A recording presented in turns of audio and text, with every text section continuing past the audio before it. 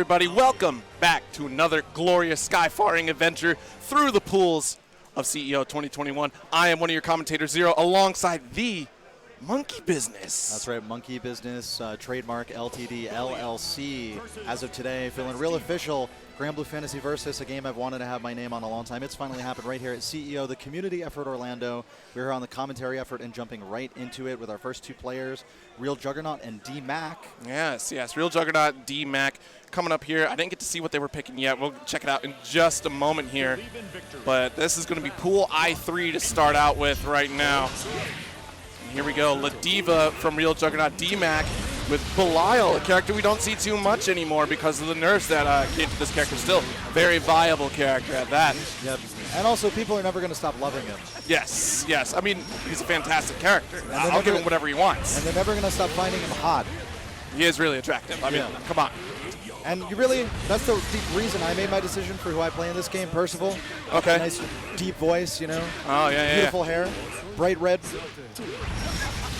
I feel like people are at their most attractive when they can shoot plasma or fire from their hands like this. Not a pinwheel? A pinwheel doesn't work? Dark energy pinwheel does work. Oh, okay. All right. Cool. Yeah. Well, La Diva here getting blown up right now. She is having a rough time making this approach on Belial here. A lot of great changes for La Diva right there. Excellent chop to get the crush. Oh, overhead. Nice jump out here from Dmac over to the corner. We'll get a full extension thanks to the EX Asmodeus. Yeah, one thing to look out for in this game, as people continue winning, they actually build a lot more super meter than the opponent who is getting busted in the corner, right? Both of them full on super now. Not exactly a... What side was that? I don't know, but the block button is available for you. Yeah, that's true. About that. Mortal Kombat fans out there have another in for this game right here. The neutral is pure, as pure can be. Nice. Falling button. Ooh, a whip EX, though. Juggernaut was going to get caught in the air there regardless. Yeah. If you block that thing in the air, Belial, long range H, he'll just do an air unblockable grounded normal. So it's kind of a checkmate situation if you find yourself in the air there. Yeah, that is unfortunate. You know, one of the rules of the game, folks, for tuning in for the first time, I'm sure the previous commentators just definitely let you know, you get caught with that fireball, any grounded normal like Monkey Business said, it's going to blow you up. So don't be blocking in the sky. This ain't the real animes. This is Street Fighter animes. This is KOF animes. Yeah, you know what? We actually mean that when we say it. But people have been saying that about a Uniel and all kinds of things for so long. No, in this game, we mean it. Yes, absolutely. Nice off the wall here. Going to go for the hard knockdown EX DP. Another EX pinwheel. No full extension after. Unfortunate. Good block. Does the love hit? Whoa. Yo, you stood up. That's your fault. Yo. You shouldn't have stood up. You ever be plus on block on first hit EX headbutt and then super through them and catch something somehow? You like frame trapped into the La Diva super. That's a genius move though, right? Absolutely. You know, it's a knowledge check. Now you know that Dmac is ready to press buttons even though you're plus. So here you go. What was a knowledge check for Dmac was a knowledge fountain for us, yes, really. I'm learning right here, right now. The audacity of Real Juggernaut here, but still trying to make this comeback here because Dmac has been fairly well in control of this set. Now, some more knowledge checks for all those hits of La Diva EX headbutt. It kind of functions like a Rekka, right? Yeah. First one plus, second one neutral, third one slightly negative. So Dmac DPing after the second one, Belial having faster normals than La Diva. It's an inadvisable decision scientifically. Yeah, no, definitely science is a big part of fighting games, you know, with all the numbers, the mathematicals and whatnot. I didn't graduate with a bachelor's of science, unfortunately. I chose art school. I'm trying to compensate, too. You're right. I use fighting games for my math. Yeah. And hardly any math needed to be done there. Anyone who knows how much damage supers do, real unscaled 2H starter, they knew that Juggernaut was dead off that Belial anti-air connection. Yep. Great conversion from Dmac. Yeah, absolutely. Dmac, great showing with Belial. Of course, a strong character, a problem character throughout the series of Granblue Versus. But, you know, like I said at the top, has been normalized over time, has done, you know, the community has done pretty well to really study that character. That's been one of the characters that everybody's like, no. We need to figure this out. Much like Lancelot, much like, you know, Percival always being the consistent problem. You're very familiar with that hate. Oh, yeah. Yeah, you know, honestly, I'm happy they manufactured a weakness for him 2 years in because he was perfect for 2 years, and I was getting bored.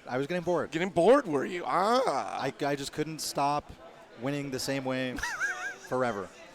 Not that I had any tournaments to win. Right, well, I didn't even enter this one. Right. Well, there are plenty of online events that Granblue has still consistently gone through. Road and Rumble being fantastic. There's also out in the East as well, having a lot of events. I mean, I got to hang out with the West Coast crew before COVID hit as well, and working around in Sacramento had a lot of great players out here. Sakabato, I believe, is in this pool as well. Formerly of NorCal, now SoCal. Wow. So, yeah, lots of movement out there. And honestly, the showing that we saw last night and throughout the history of Granblue, like even with the invitationals, the 20v20. Yeah. We've loved this game, and we are definitely putting it on display here this weekend. The success story of this scene has been first surviving through the online events that we kind of just, without even having much of a basis for community, only having, 2 weeks of the North American release before the pandemic, right? Somehow we put it together and had online circuits all over the country with our own little regional onlines, making the most of the connection, the non-rollback that we had. Yeah. And we got some roll-throughs in the game. For sure. Yeah. But, I do appreciate that even Side Games and Arxis has been very consistent with bringing out content for this game, because still, Season 2, it seemed like it was going to end right there, right? With, it was Eustace was the last one, and then immediately after that, there were 2 more slots. We're like, wait. What do you mean 2 more slots? So here we got, 6 out now, who's the latest character, and then Vera, the latest reveal, she is still very much on the way. And then who knows what's going to happen at Granblue Fest, because they plan to show not only Granblue Versus, but also Granblue Relink. Yes. Matt, it makes me so happy that the game's DLC cycle could possibly outlast the offline drought that we had for so long. Which is fantastic. 2 years in, we're still getting new content here. Gtz and Belial to come up here. That is, in fact, Sakabato right there on the Gtz. Belial here once again. And, Sakabato, a whole cavalcade of characters. OG Sakabato was Charlotta, and now we see Sakabato jumping between Gtz and Gran. Of course, similar characters, not identical, and I love how they set up the main character for this too. So yeah, loving the protagonists. Gtz got the max level gear, got the max level dragon. Whatever that thing's called, not Rathalos. Not Rathalos. I wish I knew more about Granblue Fantasy, but I know plenty about Gtz and Belial. I've been watching them since Season 1 DLC and the opener for Season 2. My man dropped with the Season 1 balance in Season 2. That was exciting times, huh? Oh, there he is. Ooh, the parry. Nice. The walk up. Give me sugar. And you can read on the screen, guaranteed punish. The game tells you everything you need to know on the left or right side. Just pick the player you want to pay attention to. Be a master flex out here, having to block this Gtz pressure. Gtz has a lot of excellent reach. For those familiar with Gran, that 5H is going to work.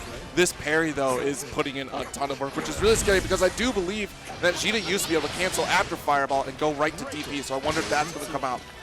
Yeah, it might become a more range-specific function. Fireballs from further away will give her more time to recover, and then anti-air. That's a kill combo right there. Yep, absolutely. She did not lose the damage at all.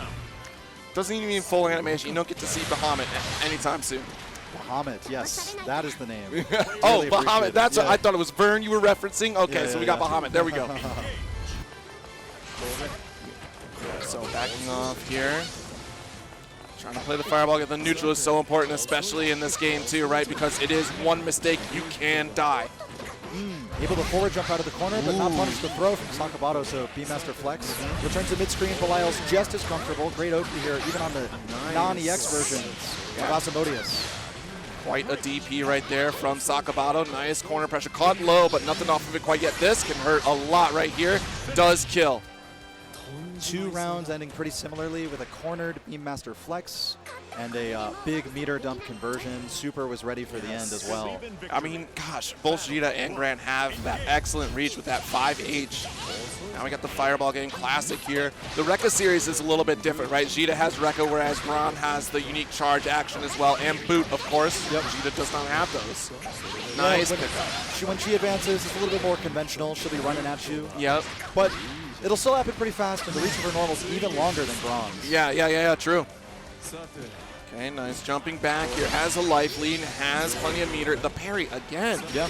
But it's not getting a whole lot off of it, right? So I guess we could take a few of these. Yeah, the knockdown's always great, but it has to be followed up by something. Denied. See, reversals are very, very strong in this game because if there's anything that truly jails you on block and would be a true block string, right, your DP or super will simply not come out and you'll be forced to block. Yes. If there is any gap whatsoever, your super or DP will come out. So it's very easy to check people. Absolutely. And even with the addition of simple inputs, because sometimes, you know, hey, I'm not sure if I'm going to get that input out, throw it out there. Folks have really leaned on that in some scary situations online. Yeah, you can mash DP without even hurting your thumb on the pad or your wrist on the stick with impunity.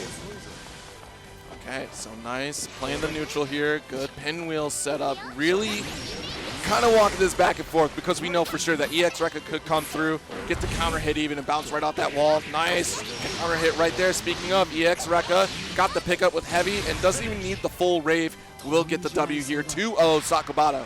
4 rounds straight as well. Very strong performance. Yes. This is the one game that Sakabato has really been playing. And honestly, Sakabato is like, you know, what is it? The pocket knife, oh no, jackknife. Yes, Swiss Army knife. Thank you. Of That's all right. trades out here. Yeah, that's the 3D effect right there. See, I'm missing a whole dimension. You know, I only get the stats on the frame data in these classes. You're seeing the big picture here. I read the dictionary in 3D. Oh my goodness. That's how I practice my commentary. I got it on the side while I'm watching my fighting games. Yeah, Or 2 monitors. One's Double. Merriam-Webster, Okay. Oxford. Oh, Merriam-Webster and Oxford. Nice. What other nice. dictionaries are there? I don't know. Maybe the Urban Dictionary. That's a good one. That's a good one. There's some fighting game terms on there. In fact, Yes, true. I'm pretty sure salty became a popular word in contemporary language way after we were saying it in the fighting game Yeah, I community. think so Way too. after. You know, thank you so much for the fighting game glossary infill. Much appreciated. That's what I was gonna say too. Yes, that's Yeah. that's a really big one. Definitely check that out there. If you're unsure of what the heck we're talking about, we're speaking jive in such a way that you don't understand it. We got the fighting game. Actually, glossary there from Infill. Great community leader as well, too, creating that Killer Instinct guide as well. But yeah, you know what? We're keeping it rolling here in this Granblue Versus. I'm trying to see who's coming up next here in just about because you know what? We're only in pools. We just went through. It said loser side, so I'm wondering if we did actually get a losers match, or maybe it is winners here. Couple faces, and you know what? This is the first time I'm seeing some of these faces, right? Because it's always been online. So now we get to put names to the face. Yeah, that's one of the most exciting parts of this. People who know each other so well, not recognizing each other until like a character comes on the screen or maybe a voice. Yes. People hanging out in the Discord throughout this whole game's life, right? Yes. Oh my gosh. Yes. Yeah. The voice only on Discord. So we do have Zerom and Last Laugh coming up right now. Now Zerom, coming from the East Coast, Maryland, right? Charlotta player, multi-Charlotta Bowl winner. You know, that's a Charlotta exclusive. Losing only to Zombu in the last Shining Onslaught as well. And you know what? This is going to be one heavy contender in this bracket. Has been playing a ton of Melty Blood lately. I do believe we have a button check right now to get warmed up here. Heavy contender weighing in at 3'7". Yes. 64 pounds. Yes. With the sharp steel boots and the crown. Do respect the lady Charlotta. Yeah. She means business. Take her seriously. Matera in the heels. Yes. Maybe 5'11", possibly 6'0". I don't understand how she walks in them. Floating in heels. I mean, I guess it must not hurt, actually. She is floating, right? Yeah, true. That's got to be the cheat code. Yeah, you know what? I'm going to have to learn how to float on my shoes as well. That'd be terrific. I would never crease them. They'd always look great. And you know what? You could finally wear those heels that you've always wanted to wear. I've been trying to rock them with confidence. I'm trying to cross the 6'0" threshold myself. Oh, really? The 6'0"? Okay. You know, I like sitting at the palmy, breezy 5'8". It's just average. I'm an average Joe. That's how I like to live. I'm trying to get fuzzied when I'm in a fighting game. I need to get fuzzied. If I'm going to be anything like Percival, I need to be over 6'0" and getting fuzzied. Okay, yeah, that makes sense. You know, that'll work out for your Percival cosplay. But get the whole heel in which it looks like a boot. So people are like, oh, it's a boot. But really, you know you're wearing the heels. Yes, exactly. All right, so Last Laugh. Maybe we'll get the Last Laugh here against Zerom. We'll see. I'm excited to see who gets the first laugh. Personally, every time I land the first hit of a match, I make sure to laugh audibly in front of my opponent. Really psych him out. It's horrifying. Yeah. You know, seriously. Like, if you pull up a soul like you do in Guilty Gear and you start laughing, I'm scared, honestly. Yeah. Like, this is horrifying. I know I'm about to die. And then I land super and I look at them. And as Japanese, Percival says whatever he says, I look at them and I say, feel yourself. Oh no. Feel yourself. And I really hurt my throat while I do it, too. Yeah, don't do that. Yeah. Oh, I only got a few more blocks, don't worry. Oh, Sunday, okay. tomorrow, no. Oh, yeah, yeah. I really do Sunday have to is save the my break voice. time. You're right, Oh, you're yeah. right. No matter the size, it only takes a single blow to decide the battle. This is very true. I've actually never seen that proven truer. We're up against a 9,500 life Matera, a little bit lower life, and Charlotta, known for her TOD starter off of Demon Flip Throw. Be careful of that in the corner.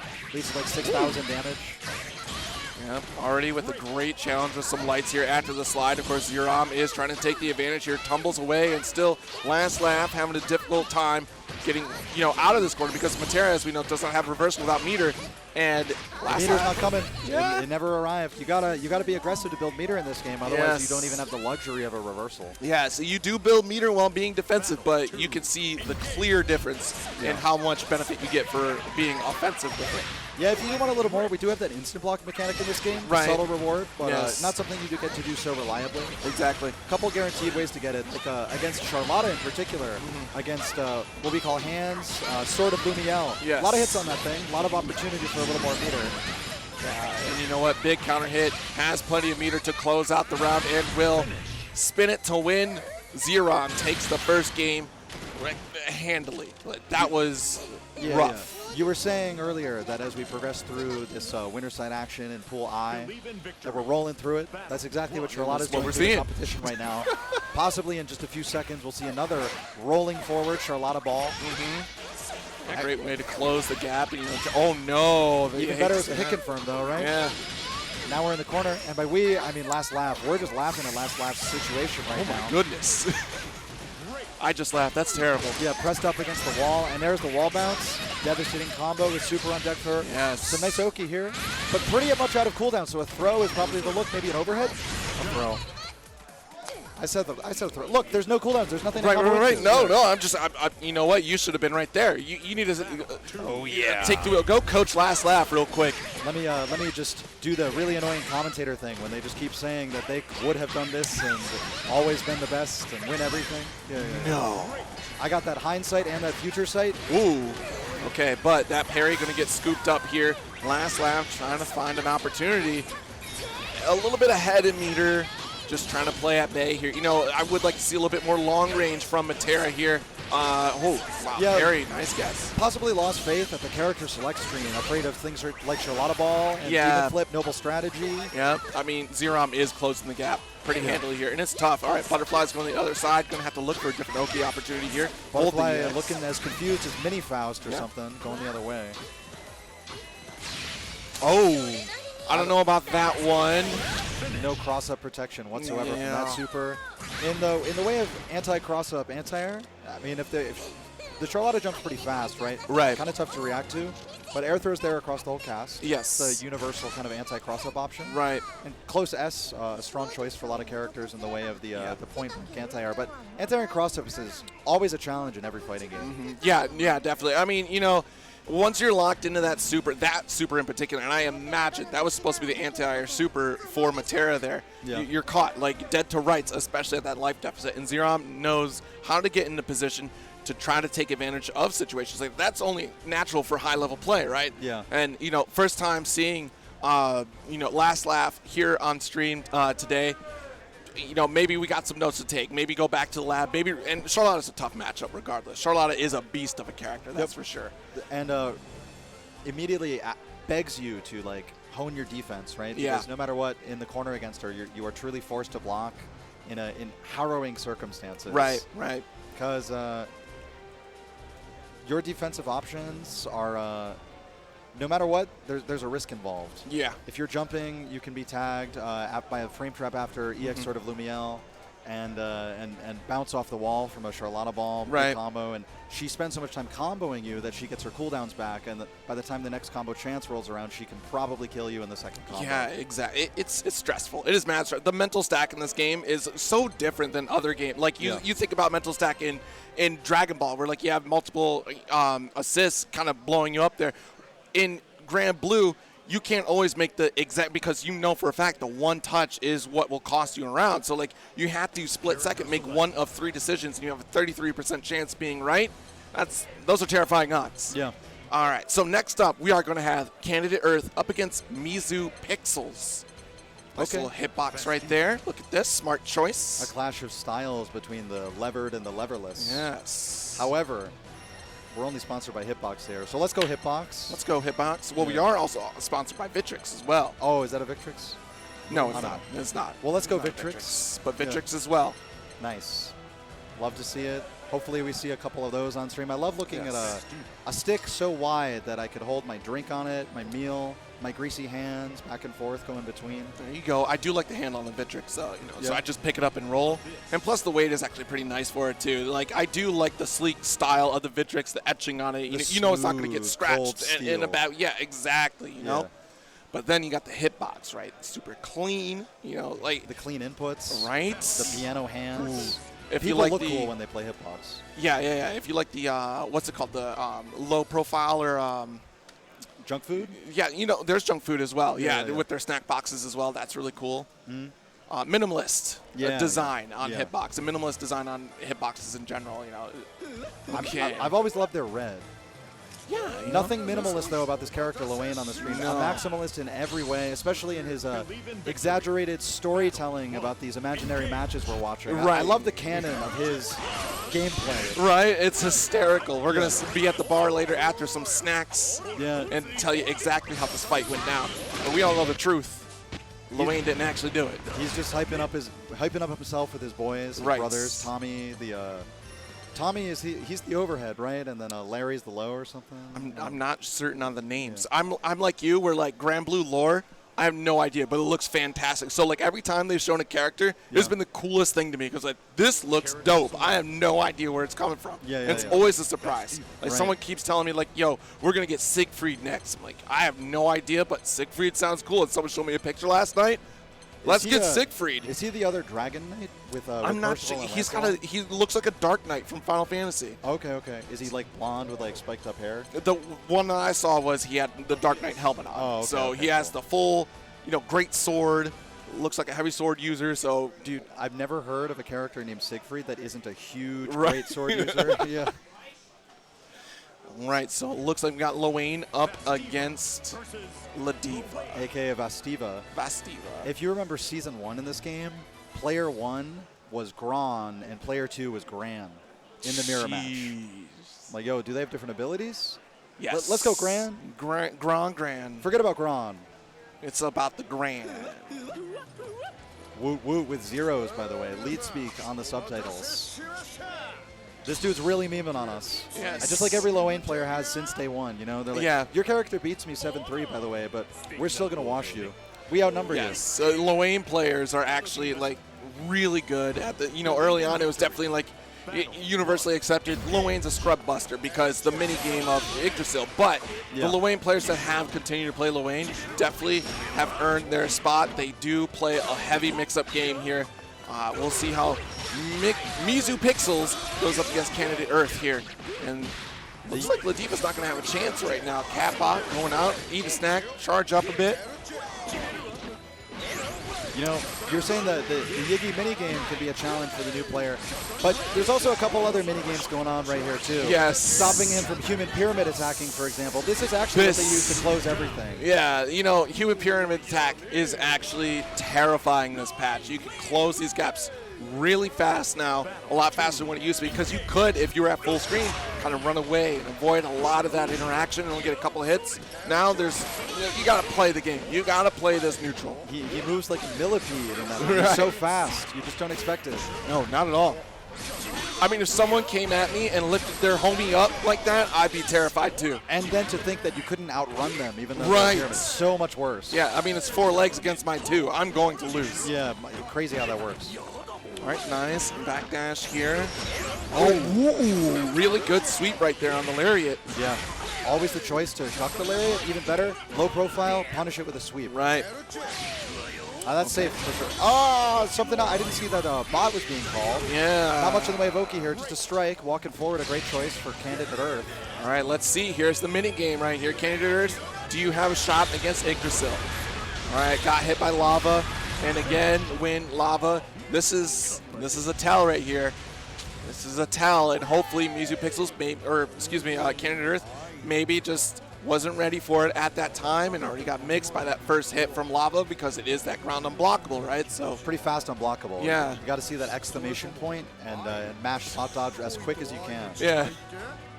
Because if you start going to the air preemptively, you will start getting jailed in the air by green ball, and then you could be landing on Lava, or worse yet, pushed into some kind of lightning unblockable. Sheesh. That one does the most damage and pops you up for combos. It's right. pretty funny. Yeah. So that's 2 rounds, 2 low-aim supers winning each of them. Right. Which is a beautiful thing to see. Both come out. Nice. Got the SPD. Fantastic Oki here, and EX headbutt's available for pressure or a combo. Ooh. Regular headbutt too. We got to confirm see you next time. Yeah, we definitely got to confirm these. We're getting close to a W here. Don't let it cost you now that you swap spots. Good sweep. Yeah, it's always a good sweep. Yeah. Latino sweeps so fast, so far. I mean, I've been counter hit by that thing millions of times. I'm thankful it's not cancelable or anything. I mean, it's definitely the Ladiva special. I remember early season 1, every Ladiva was holding sweep. It is the most unique of the unique actions. Yes. On that unique button. The crouch U of crouch U's indeed. Hey, there's one from Bowain himself. Tommy moving forward. Oh man, he's eating everything. He's practically all filled. He's got all his meter. He can probably finish this off with HPA right now. Yep, look at that, just healed up a bit right there. A lot of work here for Candidate Earth. You know, around ahead right now. Did he want to give himself a perfect? He ate so much extra food. I wanted to save some health for the next round. That's what it was. We're going to have some armor. The surplus health right now has probably reached like Lowain's Portrait's eyes over there. Right. I don't know why it doesn't count as a perfect if you eat your way back to 100%. Should, That's right? wild. Nice, another unblockable guarantee right there. Caught in the air by the cat bot. Bowain moves in with awesome sauce. Don't forget that move name. I'm not going to stop saying it. It's what the devs intended. Unfortunately, a crossover jump for Candidate Earth. Corners themselves, and now Mizu Pixel's making full advantage of the mistake. Okay, nice jump in here. Catbot is out. Going to have to hold this pressure. That was a good beam right there. No challenge on the Catbot. You can actually hit that to knock it out, so you can avoid interacting with it. Candidate Earth unable to recognize the crouching Lowain, so the lariat combo misses. Mistake proves costly. Mizu Pixel looking to finish this off right now. And HPA, could this possibly be a punish? Not quite. Nice. Okay. Well, all right. You can't fight it. They outnumber you. So the timing, though, that's what Candidate Earth was trying out right there, right? Go for the one hit, dodge, one hit, dodge. And you can, of course, vary the time in HPA, right? Yep. And that can catch people unawares. You know, you take that risk of trying to do the damage while you can, but then again, that's the mini game of Lowain. He's got to have a really small amount of life left to kill him. Yeah. Unless you are playing a couple years ago, season 1 or something. You know about the Gtz glitch with her super just shredding the HPA? Oh, yes, that's right. That's right. So yes. He could have full life, and Gtz does SBA, and all 3 of the brothers die. It's like a massacre. It was horrifying. I remember seeing that. I was like, yeah, Gtz a problem, huh? Like, this is a problem character. Anyone that annihilates Lowain that quickly must be some kind of problem, right? Even though we're all supposed to be doing it. Right, yeah. Seems like nobody can. Well, you know, early on, right, Lowain was, like, considered one of the worst characters. But then we have people out in the West really playing with Lowain. Lowain is definitely, like, a West Coast character. I very rarely see East Coast playing Lowain, let alone Midwest playing Lowain. But West Coast owns Lowain from what I've seen. But, yeah, that character has had a storied history for sure. Is there something in the air out there on the West Coast? I wonder. You know, they play a little crazy, right? Like, that's how they live. It's got to be, unfortunately, like the wildfires out there. That's got to be what it is because, you know, stay safe out there with those wildfires. I don't think there are any active right now. Any friends that are nearby in the area, I hope you're doing all right. No, and believe it or not, there's not any in the venue either, and there never was today. Yeah, there never was. Strange. We'll find you. We'll report you. Wait till you see what happens on in that ring on finals. Woo! It's not. Jabali wasn't talking about a lifetime ban from CEO. He was talking about a lifetime ban from life. Ooh. He's jumping off the top rope, people's elbow on the throat. He could like do it. Like Ladiva herself. Yes, Ladiva herself. Very specifically like Ladiva herself. Yeah. I know Jabali would be a huge fan of Ladiva. I don't know how much Granblue Jabali's had in his life yet. Right? Like, we got to introduce Granblue to Jabali. You know, I definitely had that conversation with Jabali. It was like, you know what? This is the game that you want to put out here. He's like, what game should we play? I said, glad you asked me because I'm the most influential person here. Thank you. Yes. Anyways. Granblue influencers putting together the 10v10. I know he's going to watch that VOD and be quite impressed. Yes. Anchor versus Anchor action, by the way, last night. Hope you all caught that. Oh, yeah. Oh, my gosh. The captains going toe-to-toe. And you know what? Good on Zombie getting that team together. Definitely just watch it. It's phenomenal. Put it out there. But, you know, getting to talk to Jabali and hype up Granblue, because it's like, I'm not sure. Is Granblue hype? Are you kidding me? Look at this Ronin Rumble out here. Look at what the West Coast is doing in Wednesday Night Fights, still keeping up with that Granblue. It seems like a bit of a rhetorical question. It was. It honestly was. He laughed at me like he usually does. So. Yeah. But no, much love to Jabali and much love to all the folks running CEO and making it happen here. You know, you're currently watching Juicy Game Night. You know, the Florida place to be, always running that Granblue, always running plenty of fighting games. So definitely give them a lot of love out there. If you got that Twitch Prime, feel free to drop that in. You know, even if you got Amazon Prime, right? Because you already got the Twitch Prime. Makes sense, yeah. It's free. Here Don't give Jeff Bezos another $5 to go to space, please. Just put it here. Unless it's to keep him there. Okay, that's an option. That is an option. We'll think about that one. Juicy game night. I was having a juicy game morning. I was here at 10 a.m. for MK11. Yes. That was a good time. Juicy game afternoon continues now for us. All right. So, right now, we do have Zep Gtz up against Shark Z. But first, we have a word from some sponsors out here I want to talk to you about. Yeah, words from us about our delightful sponsors. Yes. They are wonderful. Hopefully occurring during what is a button check over there. Right, it is a button check that they got started up here. We're definitely going to get this locked and loaded. Of course, we did talk about CEO, right? Jabali Fried Chicken. It's a glorious shirt. Thanks to Jabali saving that Popeyes area right there. Use that QR code. You can help fund CEO right there, because you know what? Getting canceled twice is pretty expensive. Yeah. And I'm talking about like the event being canceled, not the other kind of canceled. Getting canceled once is permanently expensive. That's permanently expensive in that context. Yes. But yeah, check out that merch. It's a lot of cool products out there. Even that Guilty Gear shirt. Look at that. I love that shirt. Yeah. I'm trying to match you in the JFC orange next year when Granblue returns. Yes, that'll be awesome. Can't wait to get it. Black version, also an excellent choice. I don't know, maybe I'll get both, wear both at the same time. There you go. Swap out each days. If it ever gets colder here, that'd be a good idea. Right. Yeah, that's true. That's true. So, also, don't forget, Panda is also another sponsor here at CEO, and they've created this fantastic GameCube controller. Within one day, they raised over $1 million in crowdfunding for this product. And look at this. It has got a removable shell that you can customize for yourself. Get the painting on it. You can attach a USB cord or turn it into a GameCube controller. It's a brilliant product. Get it customized for yourself. Has triggers on the back. You can use it for multiple games, not just Smash. So definitely check out that Panda Global hardware. Unlock your potential. You got to do it. Yes. Customize that plate. All right. And then, of course, Tenno Media as well, bringing the good-ass Tekken.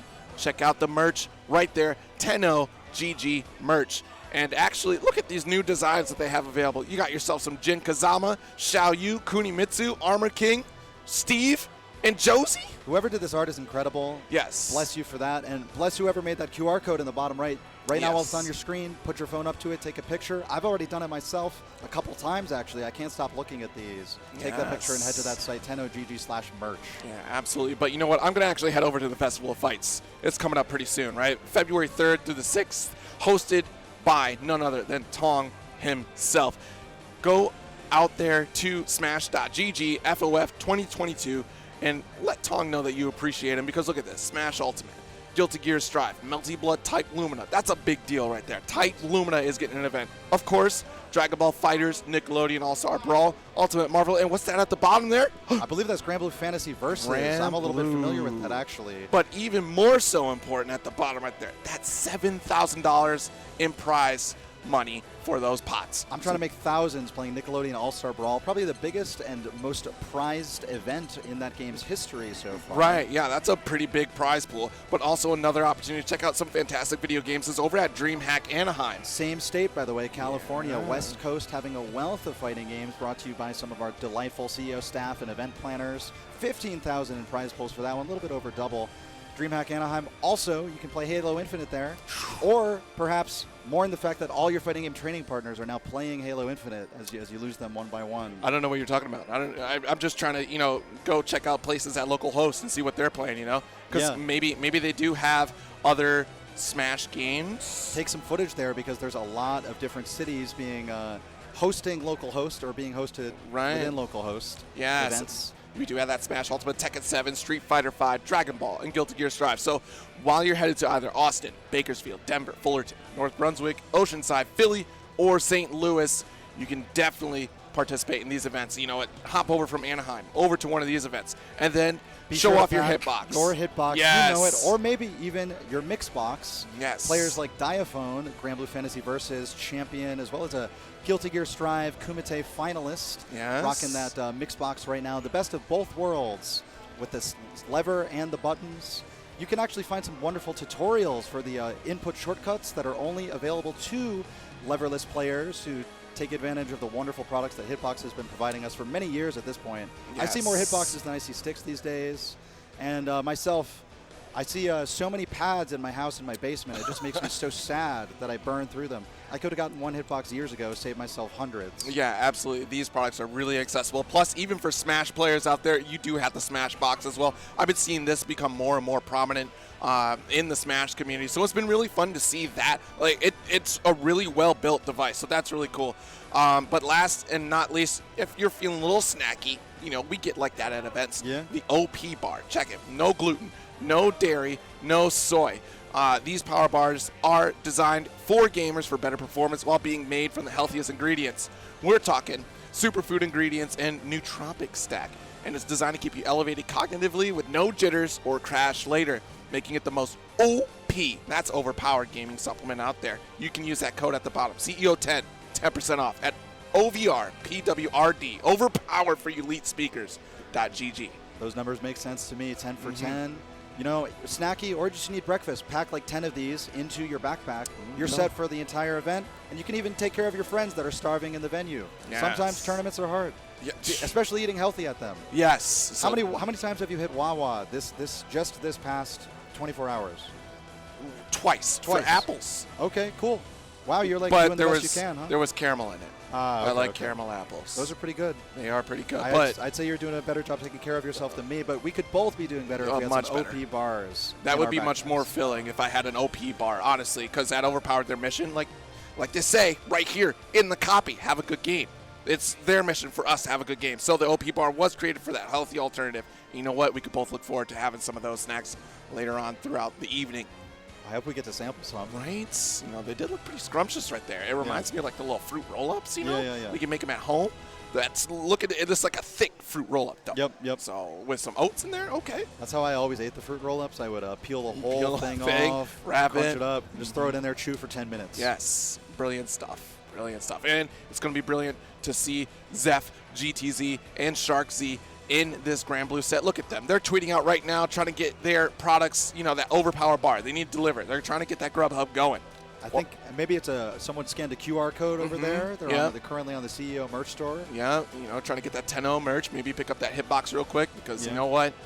You drop your controller a few times and it's done. You know, that's pretty expensive. How many I go through like a controller a year because I play too many video games. So if I had that hitbox, I wouldn't have that problem. And I wouldn't have carpal tunnel issues to worry about. Thankfully, the floor is nice and carpeted, so maybe it's not a one-time deal if it breaks. Right. That's the hope. That is the hope. Yeah. Hope is it'll take you a long way in the realm of dropping controllers, but it will get you nowhere in fighting games. Yes. My prayers don't get answered when I'm playing. It's all about strength of will and force, pure force. All right, so they put the phones away. Stop playing the new My Hero Academia update on the mobile game right there. You know, the latest movie just dropped. The Three Musketeers are at it again. I bet you know who the Three Musketeers are. In that context, I don't. Oh, no? It's going to be Midoriya, you know, Deku, Bakugo. Okay, I guess I did know all of them. Yeah. And, you know, the last one, Fire and Ice. Yeah, that's Todoroki? Is that it? There you go! Wow. You got it. How often when someone has a mental ellipses like that and takes their time, do they actually come up with the name? They come up with the name? Very rarely. It's always on the tip of your tongue, right? You just sit there like, I know it, but I'm on the spot, and my commentator didn't lead me up to this, so what's he doing? No, my brain RAM is sometimes overwhelmed. But it processes eventually, you know. All right, so Zep playing that Beelzebub here up against Shark Z. Oh, nice. Little spot dodge there, just avoiding the arrows from Matera. Butterfly still lurking, by the way. Yes, that's a big deal, but we're just going to interrupt. Nice. EX. Looks like Zep didn't expect to get crossed over and wasn't able to contest in time. Sharks takes an uncontested round. Took about 23 seconds on the way to get there. Yikes. That's a pretty strong start right there. Of course, there have been some changes to how Beelzebub's nails work as well, so the zoning game is a little shaky when you're throwing, you know, fireball for fireball. But teleport just happened, right? So that's going to be the key right there. Full screen, you do have a really quick teleport that you can try to punish some of these arrows. Yeah, and there was a punish opportunity at the start of this round. Just have to commit to that auto combo, maybe even something with longer range like HHH. Right. That could have been the start of a huge round for Zep. Instead, it's going the opposite way entirely. Yeah, wow. Really quick round right there. Hopefully some recognition from Zep that we can turn things around, especially with that teleport. That's going to be really key in this matchup. How often we'll see that Beelzebub teleport. Talk to Origin Tree. He'll give you a few tips. Gladly give you a few tips how to play this matchup. Will gladly give you any time of his day. He's just one of the kindest human beings. Oh my goodness. Absolutely. Like, I was not prepared. Like, I knew Origin Tree was nice, but goodness gracious, Ebonic was right. Like, actually beating Origin Tree. You wonder why he's playing such a villain. Like, where in his heart is this evil? That's the only way he can express evil, because he's got to play this evil character. But Matera putting down the evil this time around. Yeah, I don't know where Matera stands on the karmic alignment chart. Seems pretty wholesome to me. I feel like she's chaotic good. Chaotic good. Yeah, I feel like she is a very chaotic good character. Absolutely. Nice. Okay. At least got the punish from the whiffed 2H right there. Nice. Trying to go for the universal overhead. Gains a little bit of space. A little bit early on Butterfly, but we do have the rainfall. Big jump in. Yeah, converted pretty well on the faraway crouching hit. Sharks now about to build super. Possibly going to use it on the next combo. Ooh. There it nice is. anti-air. All right, side swap for a throw. Wasn't ready for it. Yeah, great way to pick up some offense off of the stray anti-air conversion. Got drop, but picked up a throw on the other side instead. It's the happy little reset, Bob Ross style. Yes, the Bob. I mean, we all saw the backdrop right there. No happy little trees quite yet because Bob Ross is just starting the painting. Yeah. We're going to come back after a commercial break, which is us talking to you live right now. Yes. And we'll have another painting up for you that Bob Ross has been doing a tremendous job on. Rest in peace. Thank you, Twitch.tv. I'm just happy he made so many Granblue fantasy backgrounds before he passed away in the 90s. Thank you, Bob Ross. Yes. If we had the foresight, because, you know, Granblue was around in the 90s. I mean, yeah, Bob Ross was there in the arcades. He learned how to make lawn reads, right? He was hanging out at Chinatown Fair. Oh, yes, Southern Hills Golfland. Yep. I saw him there, too, when I was 0. I mean, you know, it was the 3D glasses. Yeah. That's what it was. That's what it was. So thank goodness he was around. And thank goodness that Umbi is going to be going up against October. What a great month, you know? October, it's behind us, but it's that lead up to, you know, what's about to happen. Fighting game events are coming back. You know, the summer break is over. We have Halloween to look forward to. That's right. And then December hits. And then we know some great events are coming up, even in September as well. I love winter in Florida. This is my first time. This is your first time winter in Florida? Yeah. You know what? I love, because I'm from Michigan, so it's cold in Michigan, right? It's even colder than Buffalo. We both suffer from Lake Erie, I believe. Yes. Yeah. It's that cross breeze is absolutely terrible. So, Umbi coming up here. She actually uses Catalina, last I saw. Out on the East Coast. Yeah, exactly. Out in the East Coast, we'll have to go toe-to-toe against Vera at some point. You know, some similar buttons there. Anyways, Pennsylvania native right there. 9th at NEC this year. Nice. And definitely shining onslaught, regular, NLBC regular. She is definitely out there putting in a lot of work here. And then we do have October. Let's see what flair we got from October. Could possibly be 2 months late for October's peak performance month. Right, yeah. You hate to see it because you know what? No more cider and donuts are available right now. That's a big power-up right there. Immediate meter boost. Umbi's got to be thankful for that. Yeah, Umbi, she is definitely looking pretty chill right now. Yeah. You know September Mago, you know that meme in Street Fighter? No. He wins tournaments only in September. Oh, my gosh. Every time he just powers up in that month. And it was actually it was the most true it ever was, like 2 years ago or something. Yeah. Oh he my won like 3 in a row in September. Is there any like additional lore? Like it just someone noticed that coincidentally he wins? Yeah. And I think it took a while for this knowledge to reach us over in English-speaking Western land. Right. But it was well known in Japan in particular. And I think he had like a child or something in September. In September? Okay, yeah, I was wondering if it was something like that, Yeah. like an important life event happened. That happened with Bonchan as well. He got the dad buff. It's crazy. The dad buff from Bonchan. I feel like that's a powerful buff. You got a kid? All right, well now I have to justify coming out to events. Yeah. Otherwise, my wife will destroy me or my husband will destroy me depending upon who is attending the event. I need to bring home some bread. Yeah. I need to be able to buy bread with prize winnings. Yeah, if my fiance is watching this, I'm going to be in trouble. And my 10% third place is just not going to cut it. Wendy's after the local just won't do it for my whole family anymore. The 4 for 4 will not hit. The 4 for 4 hardly exists anymore. I can't find it for Wendy's. Oh, really? Yeah. I did some math. It's the most efficient way to cost-effectively eat for an entire year. I decided not to follow my intuition on that and execute on getting 4 for 4s every day for every meal for the whole year. Yeah, that'd probably be a pretty unhealthy choice. 365 times 4 times 4 a day. It was still in the realm of thousands, but cheaper than anything else. So. That is actually really bizarre. That's cheaper. We'll have to send you some OP bars real quick to cleanse the palate. Yeah, cleanse everything. Actually. Yeah. Oh my goodness. So October chose Matera here against this Catalina from Umbi. Yeah, Matera has been on the screen all day today. Ed Gone Bad also spent a lot of time playing Matera in the East Coast versus the World 10v10. He went through like 3 players. So she's been hot all weekend. Yes. And I think she knows it. I don't know if you can hear or maybe observe, but I think she knows it. Oh yeah, when you're good, you kind of know when you're pretty nice. Yeah. Oh no, that's not nice though. Double. That's nice for October, not nice for Umbi. It's unkind to do to Catalina. She was looking so innocent and helpless that whole round, corner to corner. I mean, the double butterfly combo, it's a style combo, but it's also optimal. Yeah, honestly, look at this onslaught here from October. Oh, wow. Butterfly excellent read right there. Yeah. Still there for the Oki. All right, just set it up again. Yeah, get a new one.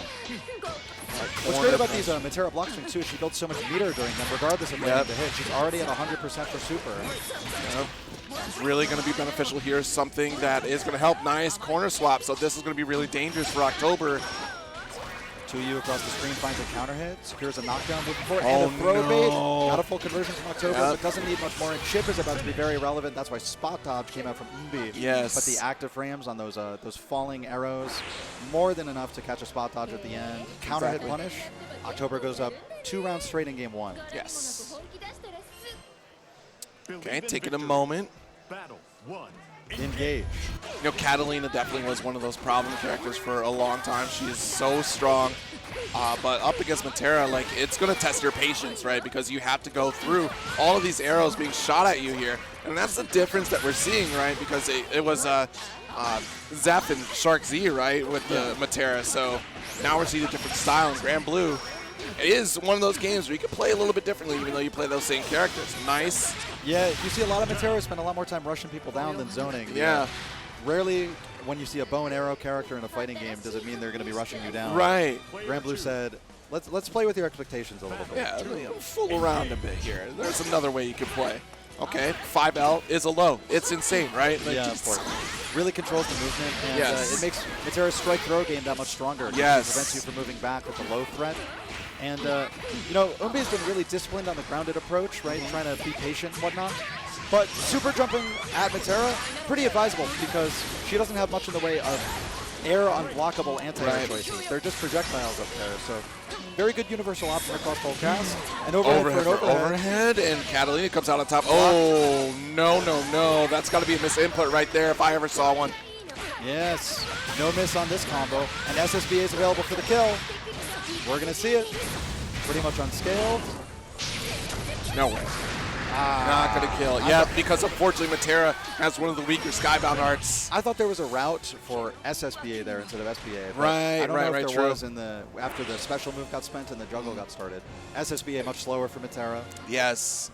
Well, that is a really difficult matchup for Catalina. Of course, we do have armor as well, which we can use kind of like as a focus attack, right, to kind of slowly proceed, but then you leave yourself vulnerable in some situation. Like, we saw how fast that October was throwing out those arrows, and a lot of that could really interrupt what Catalina would do for those normal approaches. So, I mean, that's zoning, right? Natural yeah. in fighting games. It's just got to get through that, and it's frustrating. The oppression also extends not just on screen, not just in the physical presence of the arrows, but Mitera also screaming at you every arrow she shoots. It's oppressive in every sense. So what are you doing? Hey, listen, look. Duh. Non-stop. Duh. It's one of my favorite things about the character. Yeah. That's the English dub then, right? When she does the daughters, and even in both of them. Oh, it's both. Oh my goodness. She goes ham in both. The voice actors worked hard. They earned every cent. They did, though. Yeah. Come on, Monkey. Yeah, they did.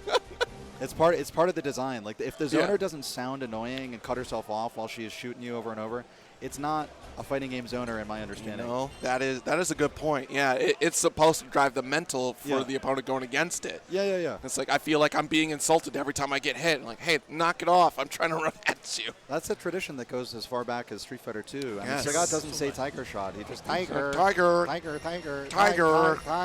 Yeah, that's it. It just gets shorter and shorter. Yes. All right. Well, you know, hopefully these matches don't remain shorter and shorter, you know, because, like, we've been getting a lot of quick 2-0s on here. Very few of them have been going the distance here. We got 2 more players up. Looking forward to seeing who they represent here. That's the way of life of the pools matches. It's a very rare treat and a blessing when you get those close matches. Yes. That go on for longer. It's first to 2 as well, so the likelihood of anybody even having the time to bring the set closer is even smaller. Yeah, well, you know what? Last night we had that taste of, like, what a first one was going to be like. And there were some matches where we were like, oh my gosh, if there was only one more game, what would that turn out to be? Top level first one, the slowest sets you'll ever see. Yes. Oh my goodness. It was fantastic. Definitely. Like, I've been looking forward to this pool and then also to seeing who's going to turn out in this top 16 because today we do have America going up against Japan because we had Reb last night as well from Japan. It's the first time that Japan has really been able to fight with us. Unfortunately, you know, net play is a little rough across the seas, and now that we have this. I've tried it on PS4. It? Yeah. I was just that guy one time. I'm like, I got 500 down. Let me try it. Okay, all right. See how it works out. See how the Belial mirror works out here for these two players. Belial could not be happier in this matchup. He's just so happy seeing himself looking into the mirror that is the mirror match. Right. Ooh, who's that sexy guy? Hello, you over there. Kilo. That's right, Kilo up against Dmac. See, Kilo was wearing a hoodie last night. I couldn't even tell. And Dmac, of course. Now, Kilo we also know for playing Gran. Yes. Possibly also Gran. And normally, I'm actually not sure what the matchup choice is here for going up against the mirror. Maybe he just doesn't like it as Gran. I don't know why, but you can't go wrong with the mirror. It's 5-5 guaranteed. Yeah, you know, I'm surprised we're not seeing Gran or Basaraga from Kilo. You know, Kilo from the Midwest, Chicago area, a shining onslaught regular as well. Definitely competing in the Waifu Dome out there in the Chicago area. Thank you so much, PG Callisto, for that one. Yes. Waifu Dome, where characters like Belial are welcome, absolutely. Yes. Osmondo's too. Uh-oh. Can we see a kill, actually? Yeah, I think so. Yes. See you next time. Dmac has a couple seconds to look at how sexy his own character is here. Maybe be inspired. Yeah, you feel the bass in this room right now as the Super Skybound art rumbles through the room. Like thunder. Ooh. You know, it's Belial's Super Skybound art, so of course, everyone needs to hear it. Everyone needs to stop what they're doing right now.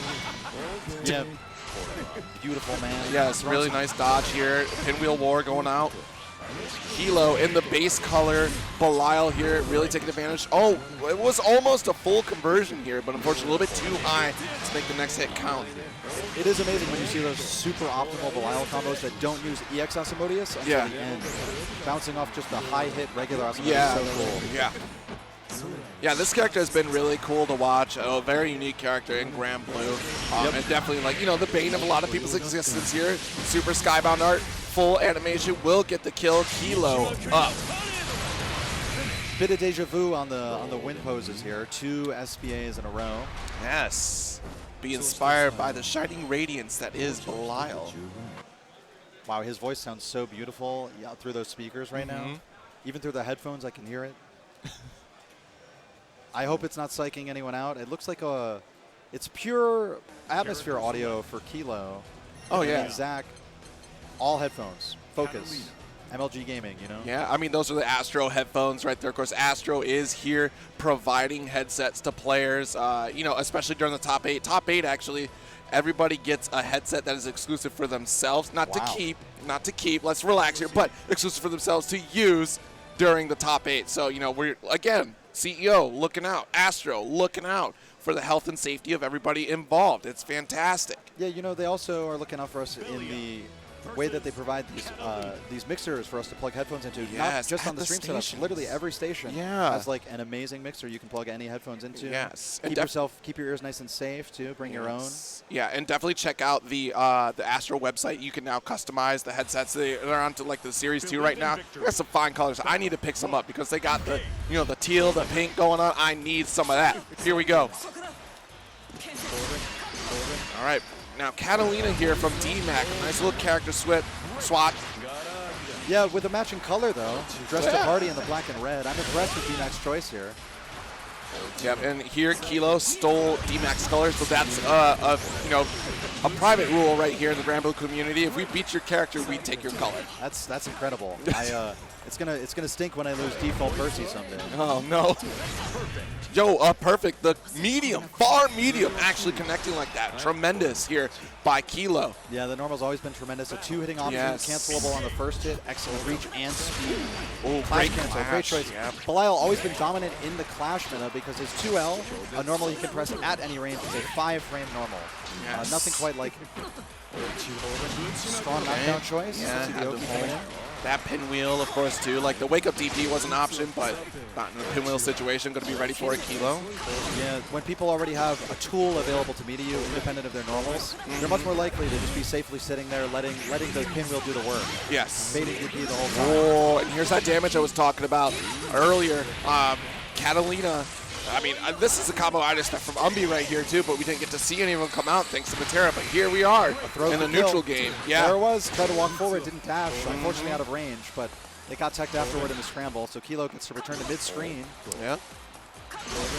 Okay. Fireball clash. Oh, wow. Nice 2U right there to get the knockdown. Catalina's reach is insane here. Nice Asmodeus. Ooh, the shimmy wimmy out here from Kilo, gonna get the W. That's an exclamation point W. The first, what would have been SSBA that we see instead of SBA. Yes. But honestly, I think it's at its coolest when it doesn't even go to the full animation. I mean, that's an excellent kick. Like, the flexibility on Belial is insane. Impressive stuff. He really swings his whole leg around from behind him. Right? Imagine getting hit like that for real. Like, if somebody actually had the physical ability to kick you that way, I'm pretty sure your head's coming off. Like, that's strong. And you know, more power to him. I think they deserve it. My head can roll anywhere. Yeah, seriously, if you could do that, you win. I'm done. Imagine how angry I must have made somebody to kick me that hard to that extent. What did you do to make that person so mad? Probably looping Oki in the corner with Percival, a couple command grabs. Feel yourself. Just being a wild individual out here with the Percival. And you know what? Everybody running wild out here in this Granblue bracket. Next up, we're going to have Laser Moon up against Zerom. Zerom coming back to the fold again. Still in winners, I'm sure. Yes, still on the winner's side here. And it's going to qualify them for winners top 48. So whoever comes out on top, Zerom, Laser Moon. Laser Moon's a pretty cool name. Yeah, you know, yeah. Is that a team or a personal project? Actually, I got it wrong. I mixed you while mixing myself. It's Laser Moon Zerom. That's the sponsor. I see. Yes. And then NAPC Granblue versus Merp. Yeah, NAPC, GBFV. Seen a couple of those tags on the stream. We had Rowlet up there. Yes, Rowlet. Loser side. Saw that default Percy. You know, I was watching her in the 10v10. I'm like, oh, a default Percy? Yes. Let's go. And then she told me, oh, I play actually the white and red Percy normally. I'm like, oh. Yeah. Oh, yeah, that's right. Yeah, they didn't have all the DLC skins on there, you know, because this is the first, like, major that we're having for Granblue, so not everything's downloaded, which is fine. That's a lot. Oh, we'll convince every TO to spend every cent they have. Please. There's a lot of DLC in this game. It's truly staggering, actually. It embraces the spirit of its origin source material with the gacha. Could you please get all the Battle Pass content? That'd be great. Could I get Percival with the baseball bat sound effects? I would like the Dandelions for Lancelot. Especially since I'm not buying that on my own home Right, I definitely will not buy that on my own. I have already. Yeah. Twice. Twice. Wait, really? PC and PS4, yeah. Wow. Hey, can you give me your PS4 login so I can use that baseball bat sometime? No. I'm being real serious. Okay, so button check here, Cagliostro. Is today a great day to dress in periwinkle purple? Must be, you know? And to be a girl of at least 5'0" and below? Yeah, must be. You know, it's the magic person color. Isn't the Fire Emblem person in, which one was it? The Birthright? No, it was Conquest. Fire Emblem Conquest. Wasn't she a magic user, the sister? And she's got the periwinkle. Yeah, purple, the purple hair. Yeah. Or was she a Dragon Rider? I think she was a Dragon Rider. But 3 either way. stars for the health on both characters. Nobody cheating with the handicap yet. Oh, what a wow. scandal that'll be someday. Yeah, you know, imagine we just do a 5-star tournament. 5-star tournament. Honestly, the most exciting thing about Granblue is the high damage that so many characters can do. Yes. Meter and super. To see damage not being done is just kind of sad. It's interesting, you know, like, that usually kills. You're Imagine. with 5-star rounds. I played a couple. It's pretty fun. Okay. You get like 2 supers per round. Oh. And you can already do that with longer rounds. In Right, this game in right, general, right. But it's pretty much guaranteed. But this is guaranteed, yeah. No, that'd be fun. That'd be Yeah. a little bit of fun. That's the next exhibition, right? The 10v10, 5 stars. Maybe for a 1-to-1 that makes sense. Just a little bit longer. Oh, we're making it a new event right here, right now. Yeah. Frosty Fostings, please take notes. Anyways, actually, I'll just bother Elvin Shadow. He's somewhere around here. Plus, the soundtrack is so nice. But if the rounds and matches go quick, you don't get to get deep into the song and grab the soundtrack. So that's why you want that 5 out of 5 health. Listen to me, people. So here we go. Laser Moon Zeron up against NAPC Granblue. Oh, yeah, North America PC Granblue. I could put things together here. Goodness gracious. You know what? You were reading it out letter by letter. That's probably what they do when they say it anyway. NAPC GBFV. I mean, it practically rhymes. Right? Yeah. So Merp in a spot of trouble here. Zerom out here. Nice hands. Yeah, the trouble got worse with that commitment to the unsafe special on block. It's really just a combo ender for CAG, but the hula hoop is also an advancing kind of 4 horizontal attack. Yeah. Not quite the speed or damage or really any functionality similar in strength to the Charlotta ball, but you can use it in a kind of similar way.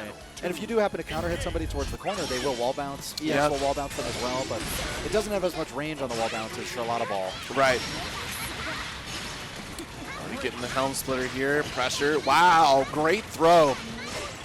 Yeah, and Merp with the frame data knowledge, challenging after the overhead on block. It was not meaty or anything. Right. Nice to see everybody blocking overheads offline, by the way. Right. You know, it's real, right? We Not that one. Oh, you cursed it. It's the most important overhead 2 block, but with the traps down below, the visual noise can be distracting. Right, yeah. Those portals are also what make that combo do so much damage. Here's a kill. Close S of the super. The loudest super in history. Headphone warning. Everybody be careful of that Cagliostro super. Goodness. Yeah. Loudest in history. That's an achievement, though, right? Yeah. Should be probably at the Game Awards for that one. Yes. I'm sure she'll make it. I mean, especially with you got players like Merp, Zombie Moon, a lot of Cagliostro reps. Elite players. Ooh. Nice. Actually rolled through the spear because if he got hit, would have been tossed in the trap. Would have been taking a chunk of damage there from Merp. Oh, nice spear. Put you closer to the trap. Nice. Yeah, I bet you that would have been back out throw. that back throw. Yeah. Want to get thrown into the trap. Honestly, it would make the throw bait even more effective, and crossover jump is a good way to throw bait in this game. Yes. Another way to push them onto the trap. Oh, nice dodge challenge right there. That's actually really smart stuff. Perfectly timed, too. You'd think the active frames of sort of Lumiel with the multiple swings would hit a spot dodge, but you can time it well enough like Merp did. Yeah. Okay, nice. Already having the X spin. Has to hold this trap. Great teleport into the trap here. Will get the kill. Merp with a beautiful conversion out of the corner there. Yeah, and you can hear the NAPC GBVS pop off. A lot of entourage, crowd hype right in on this one, but a quick rematch for both players. Back into it just in time we are. Nice long range, wall bounce, not a combo off the teleport, has to be closer. The counter hit overhead gets an even bigger combo. All right, we'll set up again here. Another shot, couple traps here. Look out! Ooh. Narrowly escaped, perfectly right? measured from Zeron by the millimeters. And you know, it's easier for a short character like Charlotta to make millimeter measurements. Yes. Okay, nice helm splitter right here. Gets scooped, wasn't ready for it. 2 in a row, can't take any more. Chip about to be relevant, by the way. Charlotta does a ton of it. Look out for these lock-up balls. Ooh, that could have been it right there, and there is the rising ladder. Holy ladder. Yeah. Rised up with the DP, but You know, Chip wasn't actually going to kill yet, even though that TP does 2 hits. If Merp were to punish that with close age super, it would have been over. I'm surprised Zerom took the risk, honestly. Yeah. We saw, you know, getting a little bit antsy. We saw the, you know, full screen button right there, too. Has to be careful. Nice anti-air. Really good stuff. I wonder if a teleport combo could have led to a side switch there. Oh, yeah, that's a good call. Yeah. Merp has to look out for these things. The corner is really what everybody's fighting for in the game. Yeah. Zerom returns right there, and now any combo will definitely kill. Uh-oh. There it is. Super. Yep, taking right there. 1-1 on the board. Zerom versus Merp. We finally got a long set, and Zombie coming up to give a few pointers here. Now look at, oh, the side eye. Ooh. Is that the Caglioso coaching?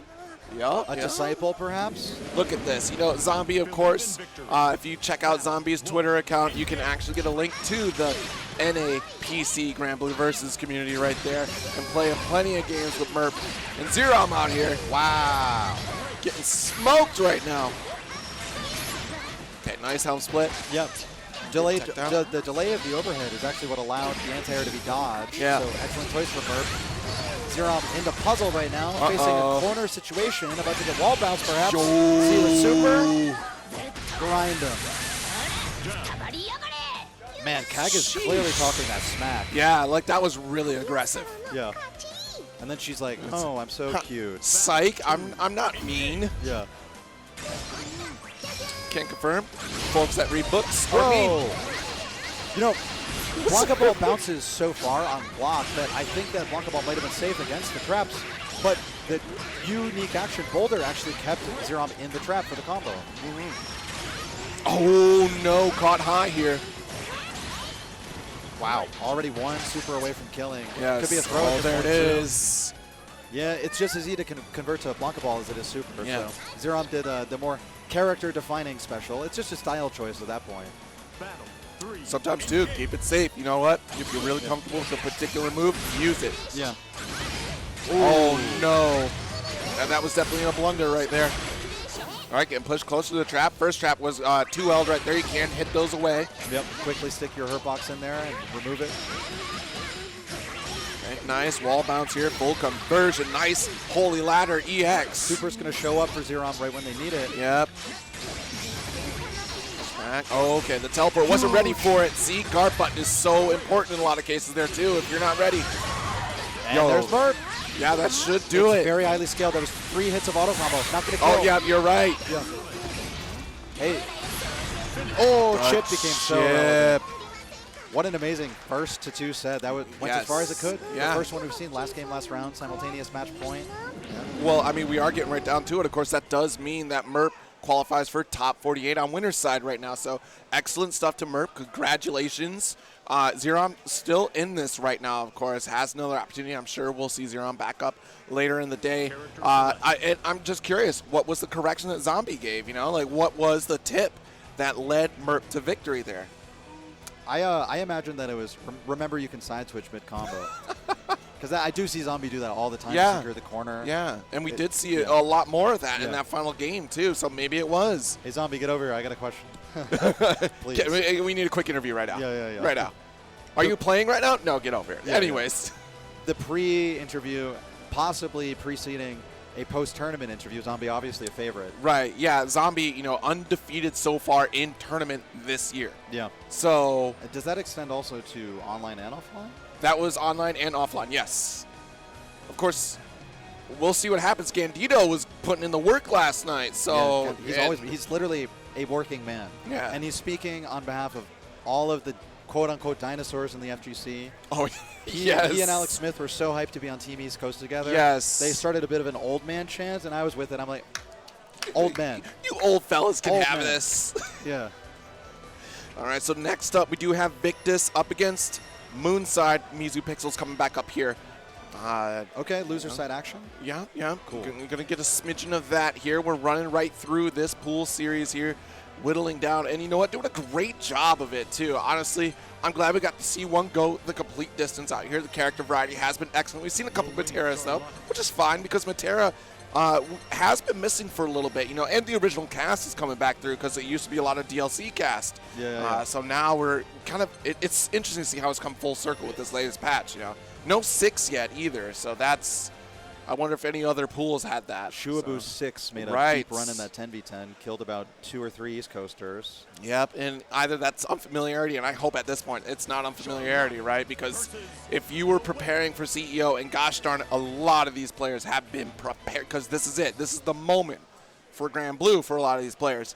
So they've definitely been playing a ton. Some people just prepare a little more efficiently. Right. In larger quantities.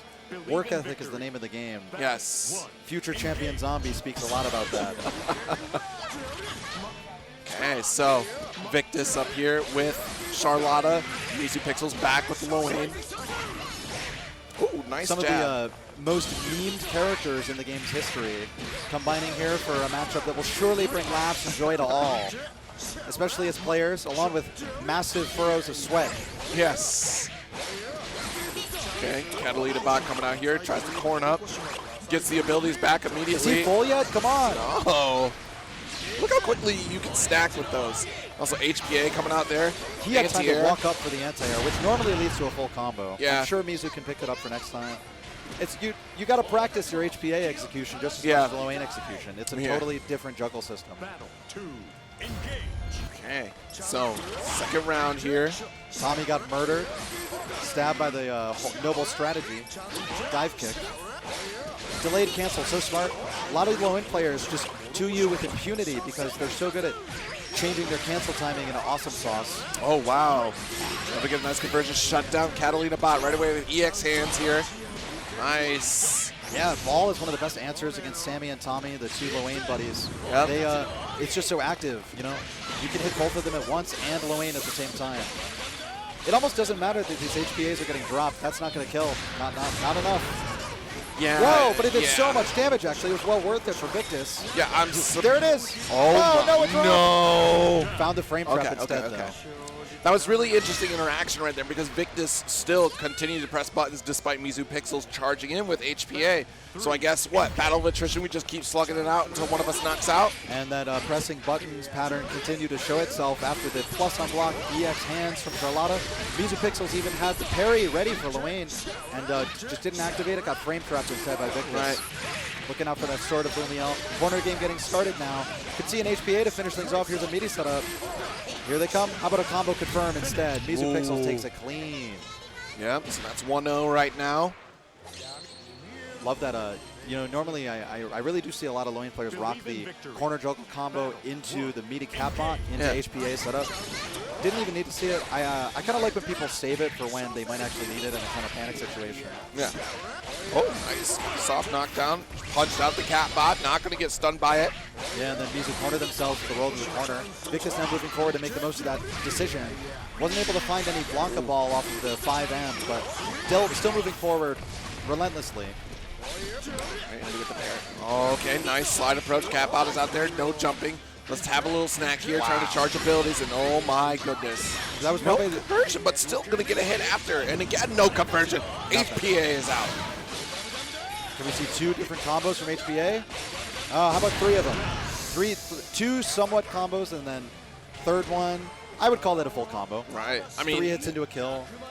And again, Victus out here challenging it.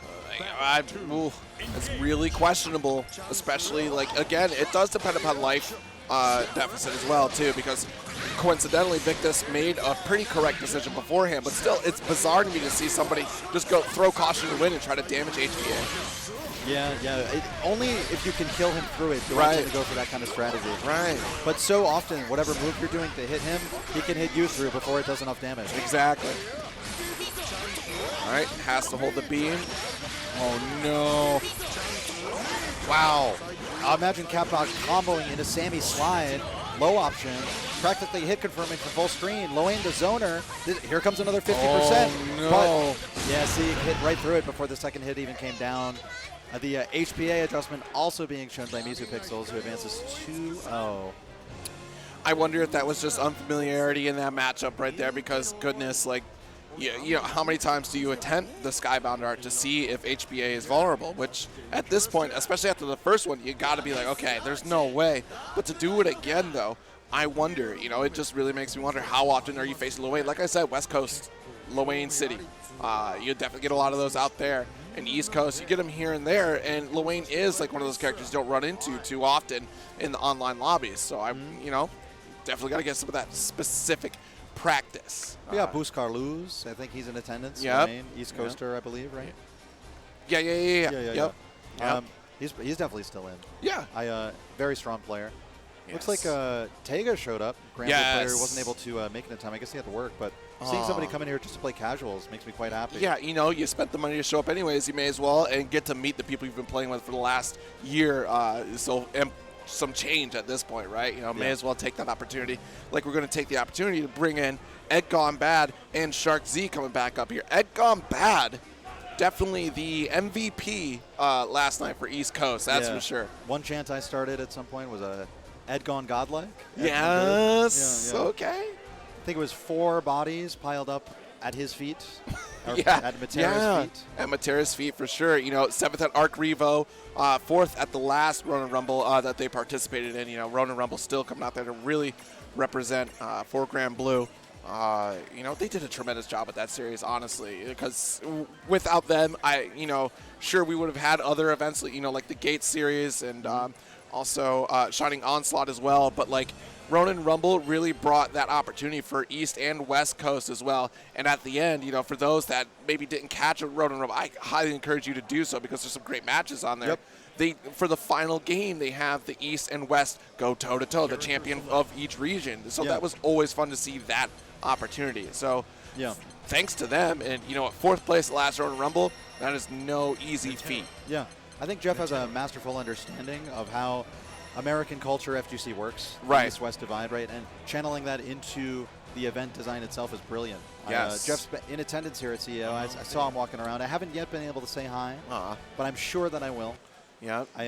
He's got that distinct voice, you know, kind of like me with my shot voice right now.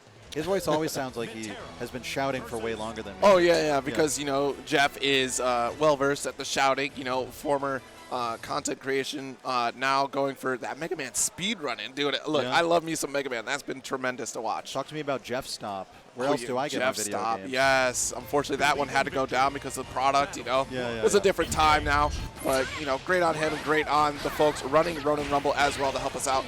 Now, Ed Gone Bad in a mirror with Sharks. See how this runs out here.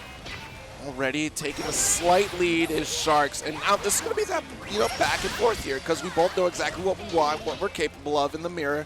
You want to know what's great about this particular mirror? Pink arrows and pink butterflies regardless of the costume color choice. Hope your eyes are good at tracking at who's who. Pay crystal clear attention. Yeah, one going that way, one going the other. Yep. If they ever switch sides, though, and if they both use EX Butterfly, the screen is just rife with potential. It's something exciting is going to happen no matter what.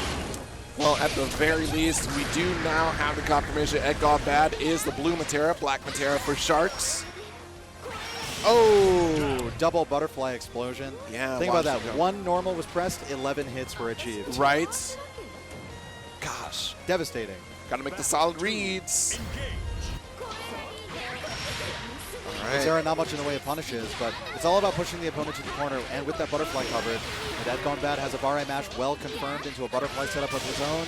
Looping the pressure, finds an empty lobe, moving forward to the corner. Super on deck for the next combo. Will it come? Oh, okay. Got one explosion. Going to have to hold this. EX does connect here. Has an opportunity for Skybound. We're going to take it a little bit higher so we get the full confirmation here. Low life Matera could die. Not quite. Chip is about to be relevant, though. That throw tech lost a little bit more life. So whether it was a jump in, uncontested, counter hit, or just chip damage, that game was pretty well decided for Ed Gone Bad. Yeah, absolutely. All right. Game 2. Ed Gone Bad with the point lead right now. EX arrow, great way to beat any other regular arrow. And a strong far-away conversion all the way to the corner for Ed Gone Bad. He's just setting the example for Sharks to keep up with right now. Ooh, okay. Reading a jump from that far away. Nothing came from Sharks, but a throw tech from a couple miles away. Not even Ed Gone Bad could read that one. All right. Ooh, really good roll.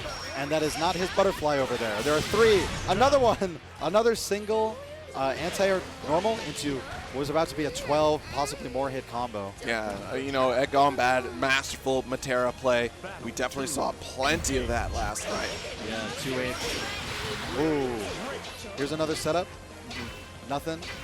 Just stagger pressure, 2 5-0s in a row, but you got to be careful blocking low in this game. You actually have a little bit more block stun to recover from if you block in a crouching position. So Ed Gone Bad was able to frame trap from 5-0 into 5L against Sharks. Okay, nice jump in here, finally answering back against Ed Gone Bad, but of course, you know, Ed has generally been in control of the pace of this match. Great blocks from him, Nice, too. yeah, really Shark's good. been hit by every overhead, pretty much. Walk up, run up super, a deep one, unscaled. I think that's a kill. Yeah. Wow. And Ed knew it was a kill. That was, you can see him smiling still. That was the plan all along. Ed Gone Bad, you know, taking it right there. Ronin Rumble's own, you know, would do Reiki Keto pretty proud right now if he is watching, which I assume Riki's definitely watching. And Riki definitely put in a lot of work alongside Jeff for the Ronin Rumble series, too. There's love in their heart for Granblue for both of them. Yeah, exactly. I've seen many emote of something potato in the Ronin Rumble chat. I've enjoyed every single utterance. I do love those. Yes, the little quotes underneath there. You do the exclamation point Matera, exclamation point Lancelot.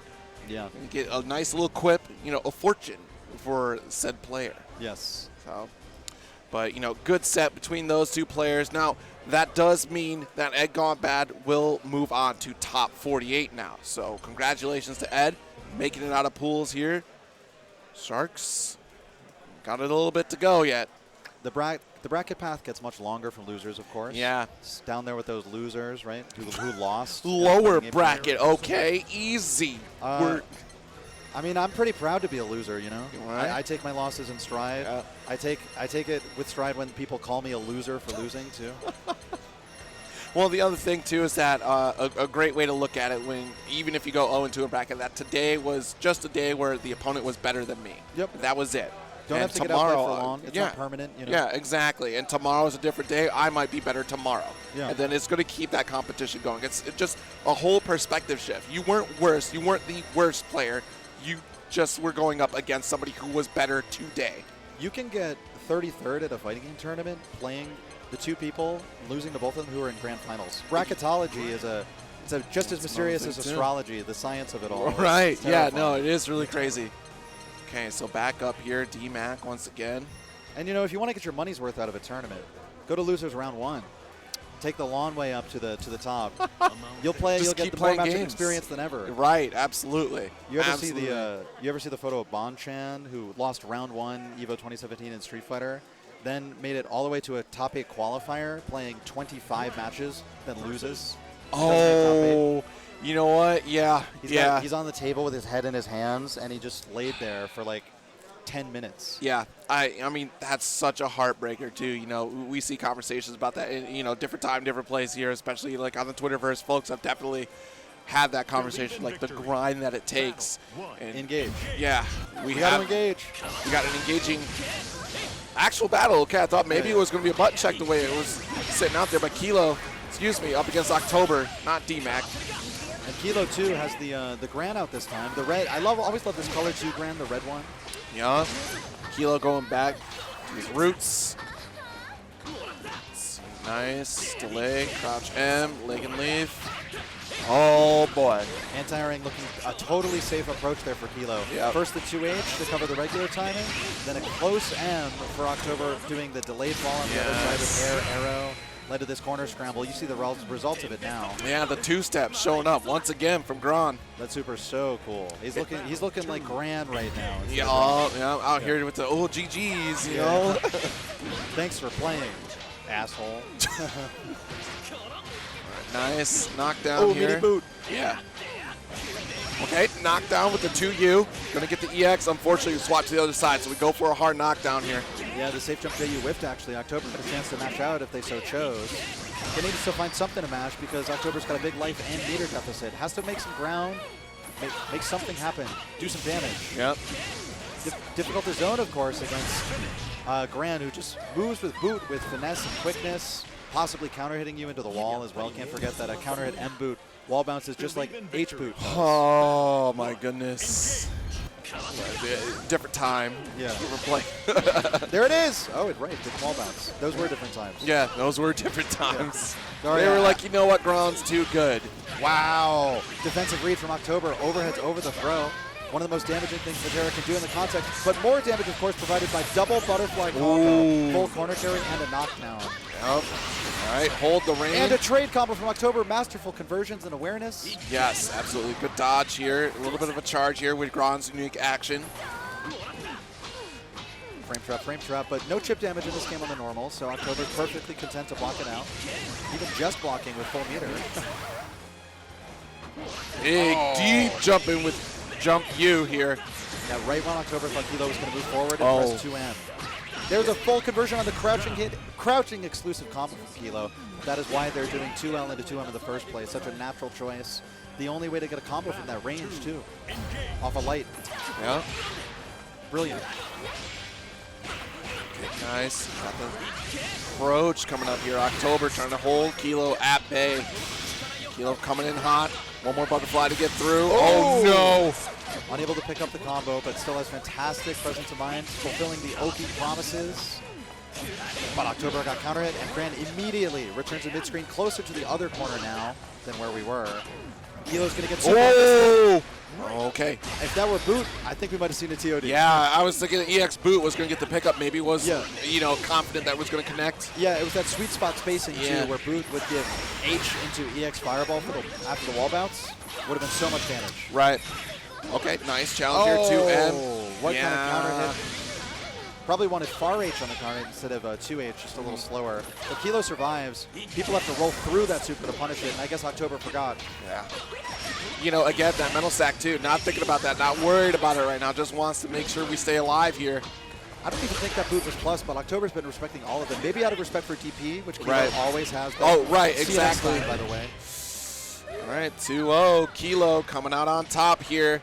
You blink, and then you're getting wall bounced by a Boot, and like I was saying, that was that spacing where he just does like 70%. Yes, yeah. You know, Gran, Gita, both high damaging characters with a very fundamental-based skill set. You know, you're playing that neutral, trying to get the whiff punishes out there, and, you know, the Ryu of the game, right, basically. You're just coming out with that one single shot, and that's where big damage really comes from. Yeah, yeah. I would, in the Shoto classification, I would call Gita the Ryu and Gran the Ken. I think the quick recovery DP, the faster movement, sticking to you like glue, that speaks Ken to me. Yeah, that does. That definitely does. I mean, both characters very unique. Definitely not like the pure Shoto like in Street Fighter. But you're right. Yeah, I kind of agree with that one too. The fight, on Gita. Yeah, different fireball. Yeah. True. Yeah, something else to think about. I mean, you know, there's a lot to appreciate out of this game. All sorts of unique styles. Every character's unique. That's like an Arc Sys staple, right? Every single character is super unique in those games, even if they're like slightly similar. I mean, even, gosh, look at what they did with Persona 4 Arena. You got you and Shadow You, and they're very different characters. Totally different. All the shadows. Yeah. And in 2.0, the shadows are better. Right. It's crazy. It's like a bad ending in a game. It's like canonically bad. The shadows are more powerful. Oh no! Things have what not have we gone done? Well. That's, you know, when you become Playboy, you Narakami. You know, you date everybody during your Valentine event, and that's what happens. Shadow You. Or, I mean, honestly, I've seen the game reward you for having the harem route more than it punishes you. Yeah, and 4 for sure. 5, you got to be careful. 3, also be careful, which apparently you can reverse in 4. I did not have that route happen to me, so. There's only like one character you can do that with, maybe 2. I know Ai Ibihara is one of them. Okay. Yeah. I'm sure all of you at stream surely played Persona 4, possibly the golden variety. Yeah, definitely get it on Steam. Really easy to pick up right now if you don't have a Vita, you know, buried in your drawer, collecting dust. Poor Vitas, you know. I got my Vita not collecting dust. Oh, nice. Not even jailbroken either. I have yet to cross that boundary. Ooh. My Vita's legal. It's living its life. We appreciate legal games out here. Thank you so much, My Hero Academia. Yes, support mobile. And whoa, it's that cool pink Percival color. Ooh, Percival, low aim button check out here. Looking like Ganondorf or something. Right, I do appreciate the Vaporwave shirt we got over here. Yeah. Yeah, it's nice. And then hitbox coming back up, of course. A fella after my own heart. I'm in a bit of a vaporwavy outfit myself. Right? You know, I've been on that kick too. You know, my whole background, everything. I mean, come on. The glasses. Like, I mean, seriously. I mean, we don't know how to imagine new futures, so we'll revive Right, this. we'll just go back for hope's sake. Yeah, you know, honestly, the 90s were a great era, you know, so why not? The late 80s even, you know? You got the you know, the classic cup Solo jazz pattern. design. Yeah, yes. So I don't know why it's called solo jazz, but it just is. it is. You know, the woman that designed the solo jazz pattern just had received no royalties for the design from like Dixie or anybody. Yeah. That sucks because now you got to be kicking yourself for that one. Yeah, of course. Gosh darn it! I should have been copywriting this. Yeah. I saw an episode of The Sopranos. Literally, like the first thing I saw watching the show was Tony Soprano just picks up a glass or a cup from a gas station. It was just a solo jazz cup, and they just started screaming. Nice. Yeah, I was so happy. All right, well, here we go. Our players are up. Lowain, Percival, your boy. And my boy. In terms of knowledge, I think I might be presenting some biased commentary. In terms of player familiarity, I have none really with either, other than what we've seen previously today. Right, exactly. Yeah. Yep, So all fair. Yeah, first time for Percival here. Definitely not the first time for Lowain from Mizu Pixels. It's Chris G. Gosh darn it. See, it's the mask all the time. Masks throw me off, and Chris G got a haircut too. I feel so foolish. I had no idea who that guy was. Chris, I'm sorry. Well, I'm glad he plays Percival. He's got 4 stocks, but he's in a troublesome corner situation, getting worse by the minute as Mizu Pixels finds a full combo Lowain punish, standing reset here. Yep. And Chris blocks it out. Marvel 3 teaches you to block some unblockable things. Yep. Chris, unfortunately, misses the crouching exclusive combo. 2M was available there after all the 2Ls. Would have given him a special. And we're talking, you know, a neutral extraordinaire. We were talking about this during his Dragon Ball run, where Chris G can be really patient. Will play the neutral. Doesn't need to get too fancy. Nice conversion. Skybound art. Doesn't kill quite yet. Yeah. Now, this will surely not kill because Ziggy cannot be killed. It will do damage and put Mizu on a pixel, but Chris has to survive now. Yeah. He's taking a lot of chip there, and the unblockable. It's a troublesome situation. Both to the picks. Nice dodge They're both going to get chipped out. You got to dodge. You got to dodge. That was the only option. Yeah, that was it right there. Maybe mistimed it. Yeah, or just sitting there hesitating. I don't know. All right, great round for Chris G right there, making it out with just, honestly, by the skin of his teeth. All right, so nice gunplay here. Trade, though, in favor of Mizu Pixels. Fully stocked, too, so this is a good look for Chris G. Yeah, there was a quick throw tech from Chris, by the way. It means it's a little bit anticipatory, not reactive. So that possibly opens up the throw bait with overhead, maybe neutral jump, maybe just walk in and out. You know, keep those things on your mind. Saving some resources. Clean hit pile bunker. Chris has a super ladder ready, so if you can survive this Yiggy, there's a free hit confirmed to kill waiting for you. Okay, nice. Block the lightning, gonna block the earth, the wind, the fire. He literally subjected himself to a true unblockable by getting hit with the green ball and the lava at the same time. But, like I said, a false confirm, but he can hold the super, and he's gonna. Basically gets unscathed. Another thrust right there. Gunflame to wrap it up there. First game going to Chris G. I like calling it Gunflame too. I'm a big fan of the soul similarities. Yeah, you know, I like to try to relate things to games that people have seen frequently there. In the legacy of Guilty Gear, you know what? I relate this character a lot to Soul, you know. Just hey, you know, you play Giovanna in Guilty Gear, right? Yeah, so former Soul. People call it Spiral Arrow when she does, exactly. 214S. Same thing. You know, it's the same animation, but the opposite function. Yes. It's so funny. That punishable on block hit confirm tool versus plus on block rushdown tool. Right, exactly. Oh, nice thrust there. AKA Fafnir. That's Fafnir. Yeah. Well, we'll call it pile bunker. Pile bunker. Yeah. Okay. Yeah. Slayer pile bunker. Yeah. I like to call Percy fireball or gunflame firewall. Firewall. Okay. Wall. You can't even roll through it. True. Okay, charged up fully. That was the EX charge right there. Has 5 stock. Found a whip punish, but committed early to the firewall instead of the dash or DP. Chris, though, found a knockdown on EX Fire. Takes a throw. Great Oki here, by the way. And simple throw bait, walk up, 3 hits, but no special cancel from Chris. And he moves forward. Mizu well spaced on the awesome sauce. Chris finds the knockdown. Supers here for him, as well as some other rushdown tools. Okay, nice. EX goes forward here. Now this is Yiggy health for Mizu. Possibly going to go right to it. Yeah, after getting hit by that H, which could have killed, Chris could have done pile bunker. Mizu's definitely going to panic, get straight to the Yiggy, which Chris is looking a little unfamiliar with, I got to say. But he did find the spot dodge on the Flava. That's important. All right, good jump out there. Nice. Not close enough to get a full punish, though. EX thrust. Oh, my goodness. Yeah, 214 HH it's a brilliant choice. You can even do it for a guaranteed punish on Yiggy if after you know Yiggy's done doing moves, you do the dash part, Percival ends up point blank, you press H, the camera zooms in, and Lowain is dead. He just dies. It's the end of it. Well, at least you got your wish of seeing Percival today. I sure did. Great. I'm gonna grant that wish for myself later. I'm definitely gonna be playing. Okay. Yes, that's true. That's true. I'll hijack the stream setup and money match whoever wins the tournament. I'll throw it on 100. Say, listen here, hey, Zombie, you want $100? You got to do what happened to Chris G at Evo. Just run up with the controller. Well, I do have I do have a tote bag, which was the one garment of clothing being worn by the Ghost of Marvel 3. Ooh. You remember? Yeah, he was looking That's real right. buff, right? Real he just buff, had the tote bag ready. On. And you know, I don't know if I really have the buffness per se to the extent of him. You just got to do it anyway. But I'll be flexing as hard as I can. Right, just run up. Yeah. Got the controller. Hang on. Be hysterical if it's a GameCube controller. Oh my goodness. I got the PS4 pad. Let's go. Now it's not a third-party controller like that guy has. Right, but still. The Ghost of Granblue versus right here. It's potentially going to happen at CEO 2021. He made that big-eyed face at him, too. You know? Just ready. Yeah, oh, my goodness. The paintings, though, are referencing of Alpha 2. Like, oh, my God. Yeah. How to get a moment and also get kicked out of the FGC at the same time. Anyways. I guess that's how he became a true Ghost of Marvel 3. Right. Exactly. We'll never see that individual again, whoever they may be. Now, this is loser side. Latino Flava up against Mogi. The winner of this match moves on to top 48. Now tell me, how could you possibly be a loser or in loser's bracket if you are clearly the king of the venue right now with the Burger King hat? You make your own rules, or are you honorable? Are you a corrupt king or are you an honorable king? Do you play a king character in this game? Are you a Burger King or are you some kind of other burger royalty? You know, I always feel like royalty shouting my order over the drive-thru, screaming at people. Okay, Nothing makes me happier.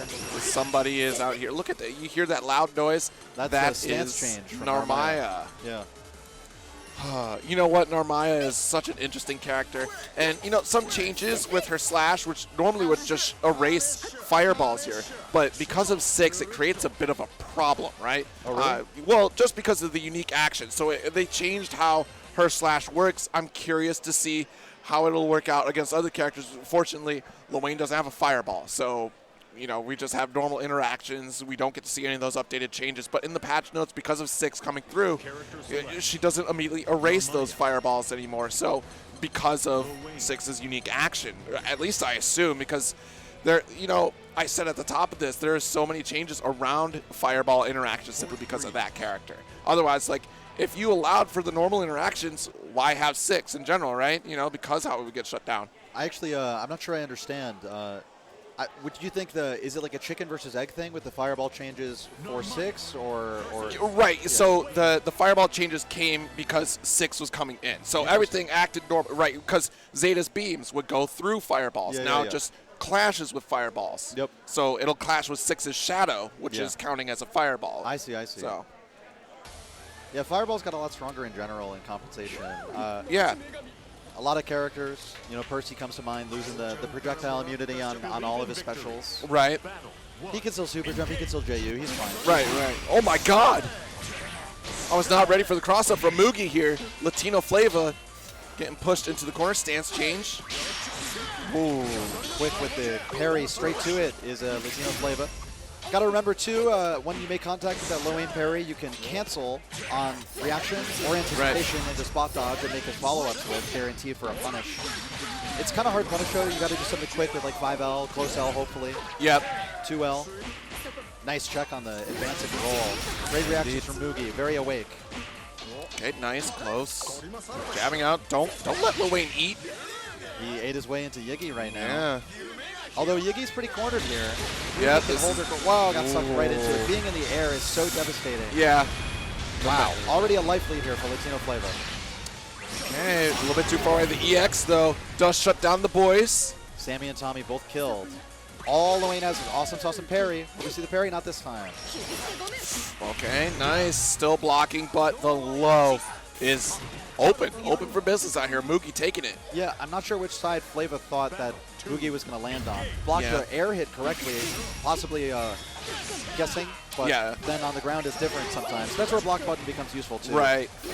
Another thing too, if she cancels into the EX command dash and rolls through you on the other side, look, there's nothing a Narmaya player loves more than exiting the corner and wall splat comboing you with the command dash. Oh, the crowd go, hey, with Loane. I love to hear that. That's something we haven't gotten to hear our whole life. Jeez. Way. Got that whey protein powder. Yeah. Man's please. No, they're going with it. Yeah. Loane sounding buff right now. A crowd pleaser, if you can believe it. Right? Oh, of course this character was the in-between round dance that they do. Like, how, we missed all this. I love it. I'm tempted to start weighing with the ways right now. Wow, excellent conversion. This will reach to, not actually. Had to do the other super, the 1,000 slashes. Yes, a little bit too far, unfortunately, for that one. All right, made the close approach. Oh, no, not like this. Blocking everything with their face. Uh-oh. Next thing will chip, next thing will chip. Of course it will. The lightning. Way to hold it out there. Latino Flava putting a round on the board here, keeping alive. So for those that don't know, fighting against the magnetism of the lightning option, running forward will work. It won't fully pull you in. And actually running forward into super jump forward momentum will also save you. Generally, being close to Yiggy is safer than being far away, because the lightning always spawns far away. Right. Okay. Catalina beam. Already, awesome sauce out there. Gonna have to hold this. Nothing in the way of anti-air. An attempt at a throw bait with the deep overhead. It actually just worked as an overhead against Mugi. Nice. Mugi not trying to corner themselves. Quickly exited. Used the command dash hop to go back.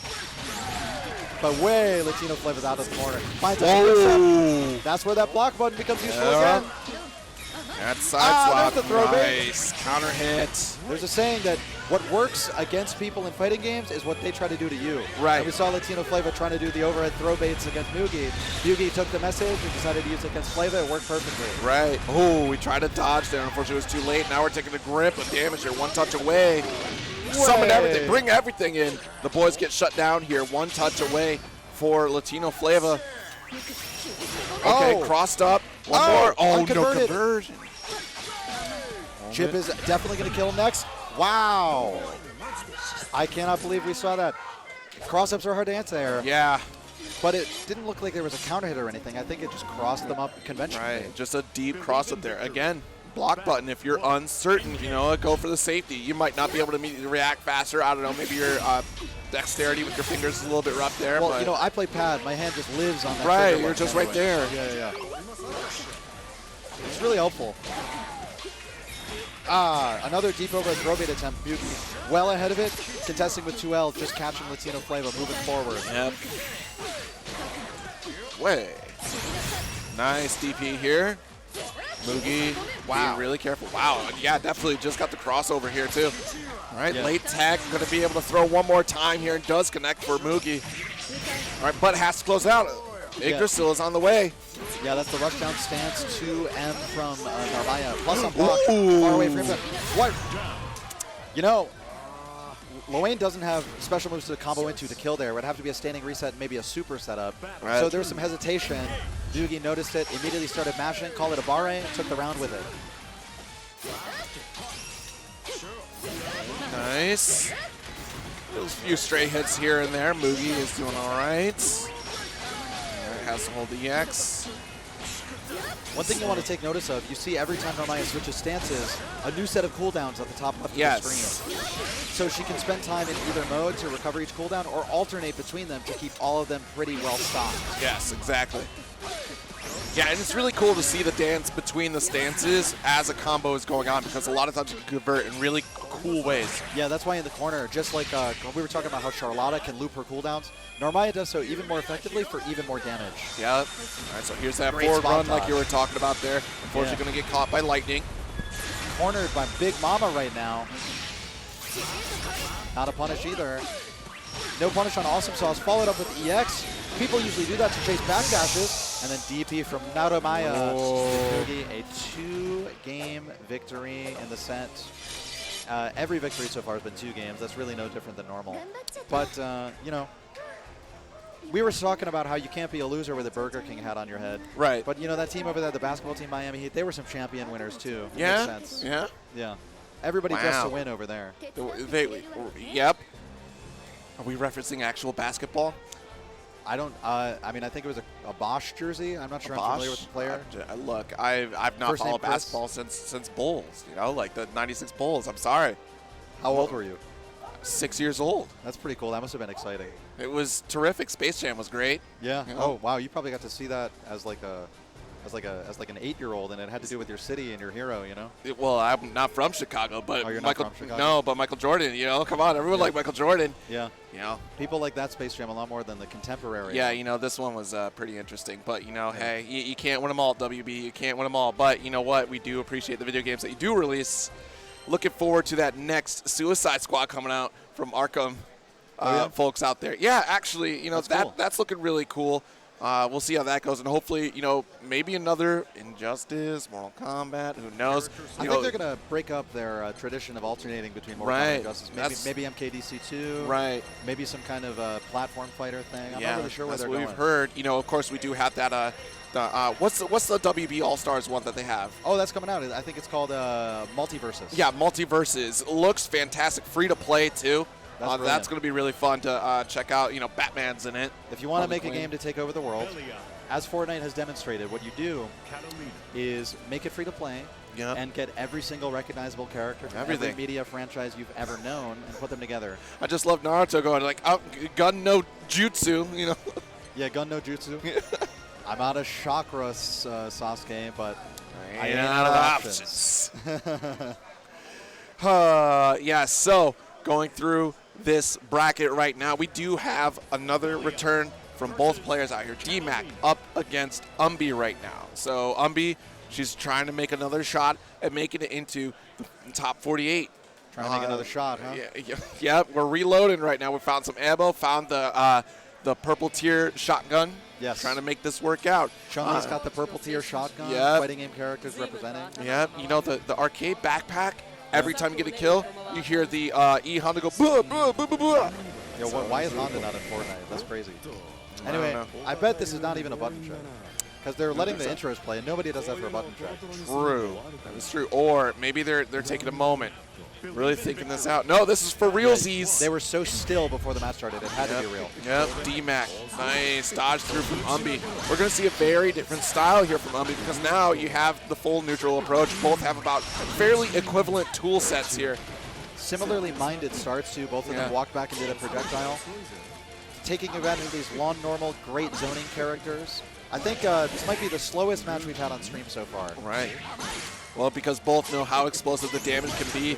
And, you know, Belial can definitely steamroll on a few characters, too. Once Belial gets that set play going, oh, my goodness. Umbi didn't quite commit to any buffer, though. Instead found a buffer on a second hit. Kind of stuck out that 5N. Yeah. Quickly droided afterwards, and we know the rest. Okay, first round is in the books here. Umbi taking it. Dmac has an answer. Yo, the armor immediately, too. Learning from the introduction of the first round. Umbi, she is well aware. Yeah, that's a unique action. Used in a unique circumstance. Round start. There's really nothing else like it in the whole game. My favorite part of the round. Yeah. Oh, no. So a little hesitation there from Umbi. Trying to choose between 2H for the unblockable, air unblockable choice or DP. Dmac was empty jumping anyway, so even if that DP came out earlier, it still would have been blocked and punished. Okay, a couple fireballs out there. Oh, no. Pinwheel not activate. There's the pinwheel right there. Trying to stay safe under it. Go for a low. It was a second hit on the far S from the jump in, too, so no cancel available for Dmac on that other hit from like 5 seconds ago. Ooh, overhead from downtown. Wow. It was brave of Umbi to throw that projectile at the pinwheel. The master of eating projectiles. Yes. Okay. Reset the neutral. I love the pushback. They both just take a step forward here. Now, waiting to see, because look at the health line that we're at for both of them. Yeah. Any of those going to Droid, Dmac would die. But you know, Umbi would die on the punish too, so it's got to be a reactive and confident buffer. Oh, really big jump heavy. The crouching medium did not connect here from Dmac. One touch will do it. 19 seconds left, and the pinwheel EX formation does connect for Dmac. That's a round apiece. 19 seconds left on the clock on that one. Possibly the longest round we've had all day. All right, here we go. Third round. Nice. Back and forth here. Fireball does connect. Blocks Asmodeus. Check it with the DP. A cheeky one at that from Dmac. You know that 2M is plus, but Umbi swung right after. Really getting out of the corner is the #1 priority. Gotta find something, maybe a crossover jump while Dmac moves forward. Yeah. Jumping over a throw would be a good bet, but of course that's a read. Ooh, nice EX DP getting out of the corner. 50% health available though from Umbi. No counter hit, so just gonna have to continue the block string. Nice anti-air. No, that could have been it right there, but maybe just mispositioning. It was a little bit awkward right there. Yeah, Umbi's still in a great position to take it too. Won't even need a super to kill. Could just do a buffer into droid. All right, nice run up. The bravery here. Super skybound art from Dmac. A grip of damage. The music is rolling. Yeah, he's got good Oki here, and that's the concern because it's obviously not killing. Too many hits in the auto combo for that to kill. Right. Great. Yeah, the narrator is so encouraging in this. Right. Every time you do a full input, great. Good. Good. Excellent. When did you say excellent? Never. He never says. I wish he did, though. Ooh, a 2M for a 2M. Belial's pressed sooner, possibly faster. That's what it comes down to sometimes. Yeah, the mess around and find out button, as it were, from Belial. Sometimes the leg is mightier than the sword. Ooh. I mean, Belial does have some fantastic shoes. And that reach just helps show off the shoe. Look at the new shoes. I got the new loafers. Yeah, I've seen Tim's photoshopped onto those shoes for both 2M. I've seen it for his unique action in the air. Right. Because he's literally stomping on you. I mean, that's a Tim's move right there. That is a Tim's move. A regular New Yorker. Okay, nice. Okay. You want to know something interesting? Yeah. Both these characters have DPs, of course. Yep. We haven't seen a single one defensively the whole set. That's true. They're both being very patient, very grounded even. All right, nice knockdown. There's your DP. The time has come. Oh, that's so a has Umbi's counter opportunity to kill. Yes. That's my favorite normals he has. Close H looks so cool. Who swings a sword like that, like underhanded? It's Right. amazing. Well, especially the way it like flicks. Isn't it like a liquid metal sword or something like that, I think? And like that's why she throws it around like that. So it can like bend or something? Yeah, it bends. That's cool. I don't know any scientific, I need inquiry. It is a Granblue science. Okay, That's cool. Interesting. That's good lore. I thought you didn't have much lore, but that's really good. I'm happy to know that. No, yeah, Catalina definitely is a really cool night. Definitely, I've only seen the first 3 episodes of the anime. I definitely need to get in on this story because it sounds fantastic. The Oh, Lyle's not story is again. great. How many times do we have to teach you this lesson, young man? No cinematic needed. Umbi, crowd, clearly with her on this one. Cheering nice and loud. PC, NA, GBVS. Laugh last, but you came to die. And you can see the fear clear when you look in Umbi's eyes right now. Yeah? It's one more opportunity. If you happen to take the L here, it's over. But same thing here on the other side. Dmac hoping to close it out. Really, she just wants her friends to be happy. And I know Dmac's got some people somewhere in the crowd watching online, maybe even here. Maybe they're just a little quieter, but at this point in the game, everybody knows who you are. You've been on our stream a couple times. Yeah, some repeat appearances here throughout this pool, really trying to figure out who's going to make it into the top 48, and then later on who's making it to the top 16 tonight. Nice, big jump in here, no confirm though, a little bit too high. Nice, rolling through the projectile. Yep. A lot of those have just been respected on block, and that's a big punish. Yeah, immediate heavy into Skybound Art. Yeah, 2 hits as well. That's the optimal way to do a combo into super. 3, too many. 1, too little. 2 is just right. Yep. That's the Goldilocks situation. Ooh, the left, the EX command grab. That's a vocal cue right there. Sound cues are so important in fighting games. You react faster to sound than visual. Oh my God. Wow. You know, that was a quick input command grab, by the way. It didn't do very much damage. All of the damage, the throws, and command grabs we're doing in this set is really coming through in the form of these overheads that Umbi's tagged Dmac with 3 or 4 times in a row now. Right. Hits each time. Yeah. Okay. Oh, wow. Almost got caught by that pinwheel, just barely out of range with the roll through. Umbi wise to block immediately. All right. Oh, no. Bad DP here for Umbi. She's in trouble. A lot of stubbornness in the tendencies here. Dmac teching and Umbi DPing. 3 punishes on DPs now, only 1 success. Yeah, I mean, just really wants to wrap it up, right? It's your last shot. Oh, not close enough to get the full conversion. That could have been a skybound opportunity. Yeah, when you are playing with the round lead too and you want to close the set, you're totally right. DP becomes a more rational option. Trying to play for the quick win while you can get it. Nice. Oh, that's a huge punish, but no commitment to the H. Looking for the classic 2M. H would have reached though, and Droid, and then Super could have been a kill. Wow, a cheeky sugar dad, or give me sugar. Recovered pretty quick, huh, Belial? Sneaky, sneaky. Delayed 2M. Yeah. Smart, safe way to pressure against what could have been a wake-up DP. Exactly. Mess around and find out. I do think wake-up SSBA could have killed on its own, too. Right, so last shot. Going the distance here. Who's going to move on to this top 48? Simultaneous match points. Oh, huge conversion Big. on the counter hit counter. Yes, really big here. Dmac already down to 35% life, 54% meter. Everything's going the way of Umbi right now. Yep. Okay, in trouble. No DP That's attempt there. That is it. Absolutely. Super skybound art from Umbi.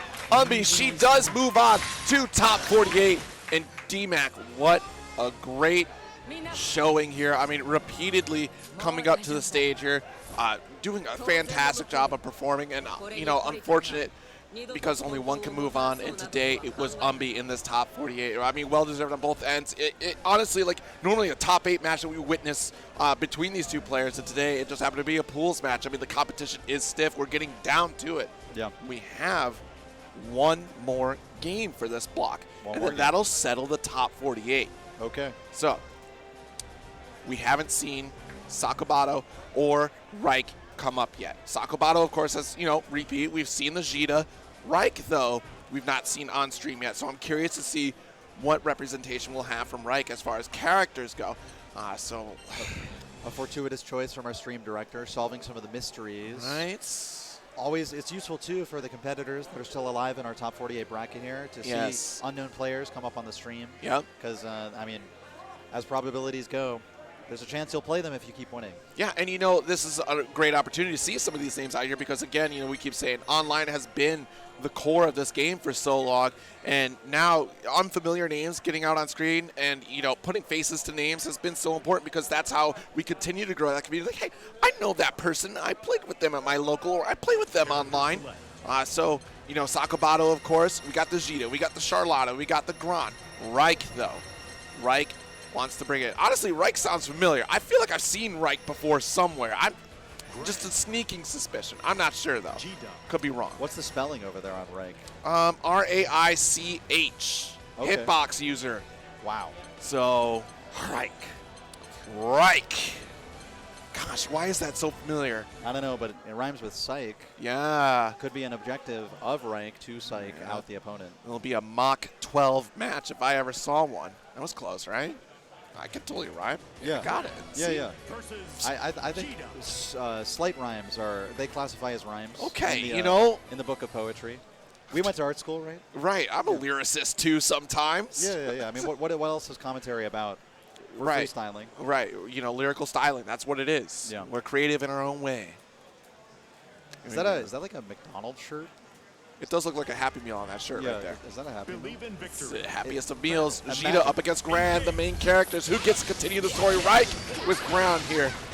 Well, you know, with 200-something entrants in Granblue, you can afford more than a couple of Happy Meals for the first place prize. Right. That's what Reich is fighting for. And it's such a classic battle between the two characters. Like you were saying, pro-tag on pro-tag energy. Great, good challenge here from Sakabato. Fireball war begins. No fireball from Reich. That guaranteed that's a misinput there. A fireball war is just unwise for Gran to fight against a character. Oh, like yes. Gita. She's just got, like, her layers on her fireball, her EX anyway, eat up all of Gran. Ooh, jump you deep cross up there. Okay, nice. Oh, good jump out here, but unfortunately going to get EX DP from Sakabato. Throw? Not quite. Oh, we're saved narrowly by DCing our pads. Yes. Love to see it. It kind of obscured the cooldowns, but Reich had all of his available. I think he knew it. Okay, nice, unique action there. Not biting. One touch from both players here. EX. Could have done a DP, but almost there. Throw. Wraps it up there. Yeah, on the startup of that EX fireball, Reich could have done EX DP, gotten a significant amount of damage, if not killed. Yeah, you know, I do like the safe choice, though, from Reich to do far M into light Rekka instead of EX boot, which also would have killed and wall bounce from that range, because safety is the name of the game. Absolutely. Home. When you are one touch away from that, safety is key. Yeah, there's a lot of like uncertain whiff punishes in fighting games. And this game in particular has such great hurt boxes on normals to whiff punish. Yeah. Oh, nice. Caught Sakabato trying to run forward with that 2U. One of Gron's best normals. Amazing low profile property as well. Yep. From this range, you could see it in a boot. If that were boot, that'd be a kill. Oh! Overhead. Jumps right over a throw attempt. Sakabato desperately needed that. And looking less desperate as the round goes on, moving forward, right facing the corner, could possibly get Rekka there. Rekka has returned. Okay, wow, jump M. Wow. All right, couple unique actions. You can kind of mess around here. You do have a life lead. Not close to a corner, so that's a big deal here. Sakabato fishing for it, trying to find that option, but losing ground rapidly. Bad choice. Immediately into Super Skybound. Our Bahamut showing up on screen. It is going to be a grip of damage here. Yeah, that's an SSBA too. Not good. Couple too many hits. Yep. Throw range for sure. Chip is getting close. I has to be careful. Neutral has to be strong for Sakabato here. EX Fireball. And again, walking back into the corner. It hasn't done Sakabato too much wrong yet. Yeah. Ooh! The guts. EX Rekka. Try it out. Yeah, why not? You know, expect the unexpected at that point, right? Like, just, you know, go wild every now and again. When you play on that razor's edge, try a wild option to check your opponent's reactions. That's mental damage right there, because you're going to think about that later. Every time I see that happen to Gron, I think it's him getting a taste of his own medicine. EX Rekka doesn't quite go as far or as fast or lead to as much damage as EX Boot, but it's the same kind of principle. Far, fast, uncontestable, great hitbox. Yes. All right. Sakabato looking strong this round. Oh, nice anti-air. And not able to get a full conversion quite yet. Just an awkward positioning here, but it's looking dire. Nice counter hit. This will kill. Sakabato taking the first game. And I appreciate putting the beautiful blue effects of the super on the screen. Could have killed with anything, but gave us the eye candy. Granblue just looks beautiful, by the way. Yeah, oh my gosh, yes. They've only gotten better and better with this style of graphical engine, this 2.5D. Yeah, you know, I was in the Red Bull van during the fire alarm thing earlier. They had PS5 Granblue. Oh. 4K TV. Yes. Incredible. I'd never even seen a 4K TV before, really. Wow, wow. Well, welcome to the world of higher resolution and a perfect game right here from Sakabato. Blink and you're going to miss it. Gtz, just a bombshell of damage here. Tell one silly story about a Red Bull van, and suddenly we get to say nothing about a whole round of Granblue Fantasy Versus. Gtz had some wins in this one. Yeah. Well, you know, contesting in the Fireball War is really an option for kind of uses that M Fireball, 2 layers on it. Nice throw. All right, jab into another throw here, getting in Reich's head. EX DP comes out though. We're believing and committing. Yep, safe jump choice too. Yeah. Safe jumps are the law of the land in Granblue. Every EX move is, of course, a hard knockdown. A lot of characters have the safe jump available immediately off of them. Yep, nice roll through, able to block just in time. Okay. Advancing with the Rekka. Right, fireballs here, good roll again from Reich though. Oh, yep, good challenge right there, like you were saying, that first hit from medium fireball from Gron. Ooh, will erase it. Nice sweep. Not able to get anything off of it quite yet, though. If it were boot, it could have been a kill, but it's unsafe, you know. I understand the fireball cancel. Oh, not going to kill, but with this amount of specials, so aggressive, going for the overhead. Yeah. It had worked previously, though, so you can't fault him for it. You know, you could have just, you know, confirmed after the fact, right? Just go for something simple at that point, you know. Like, yes, you want to get the kill, but sometimes chipping away at life, if you're winning the neutral, you may as well take the damage that you can get. Yeah, also a distinct advantage of Gtz over Gron is being able to combo from lights into super. Gron, it's actually really the one thing I think he truly lacks that many other characters have. So really show off on him, you know. 2L, 2L, far L super is so good. Oh my, counter hit. Full meter, should be killing here. Oh, yeah. It does. Sakabato, 2-0.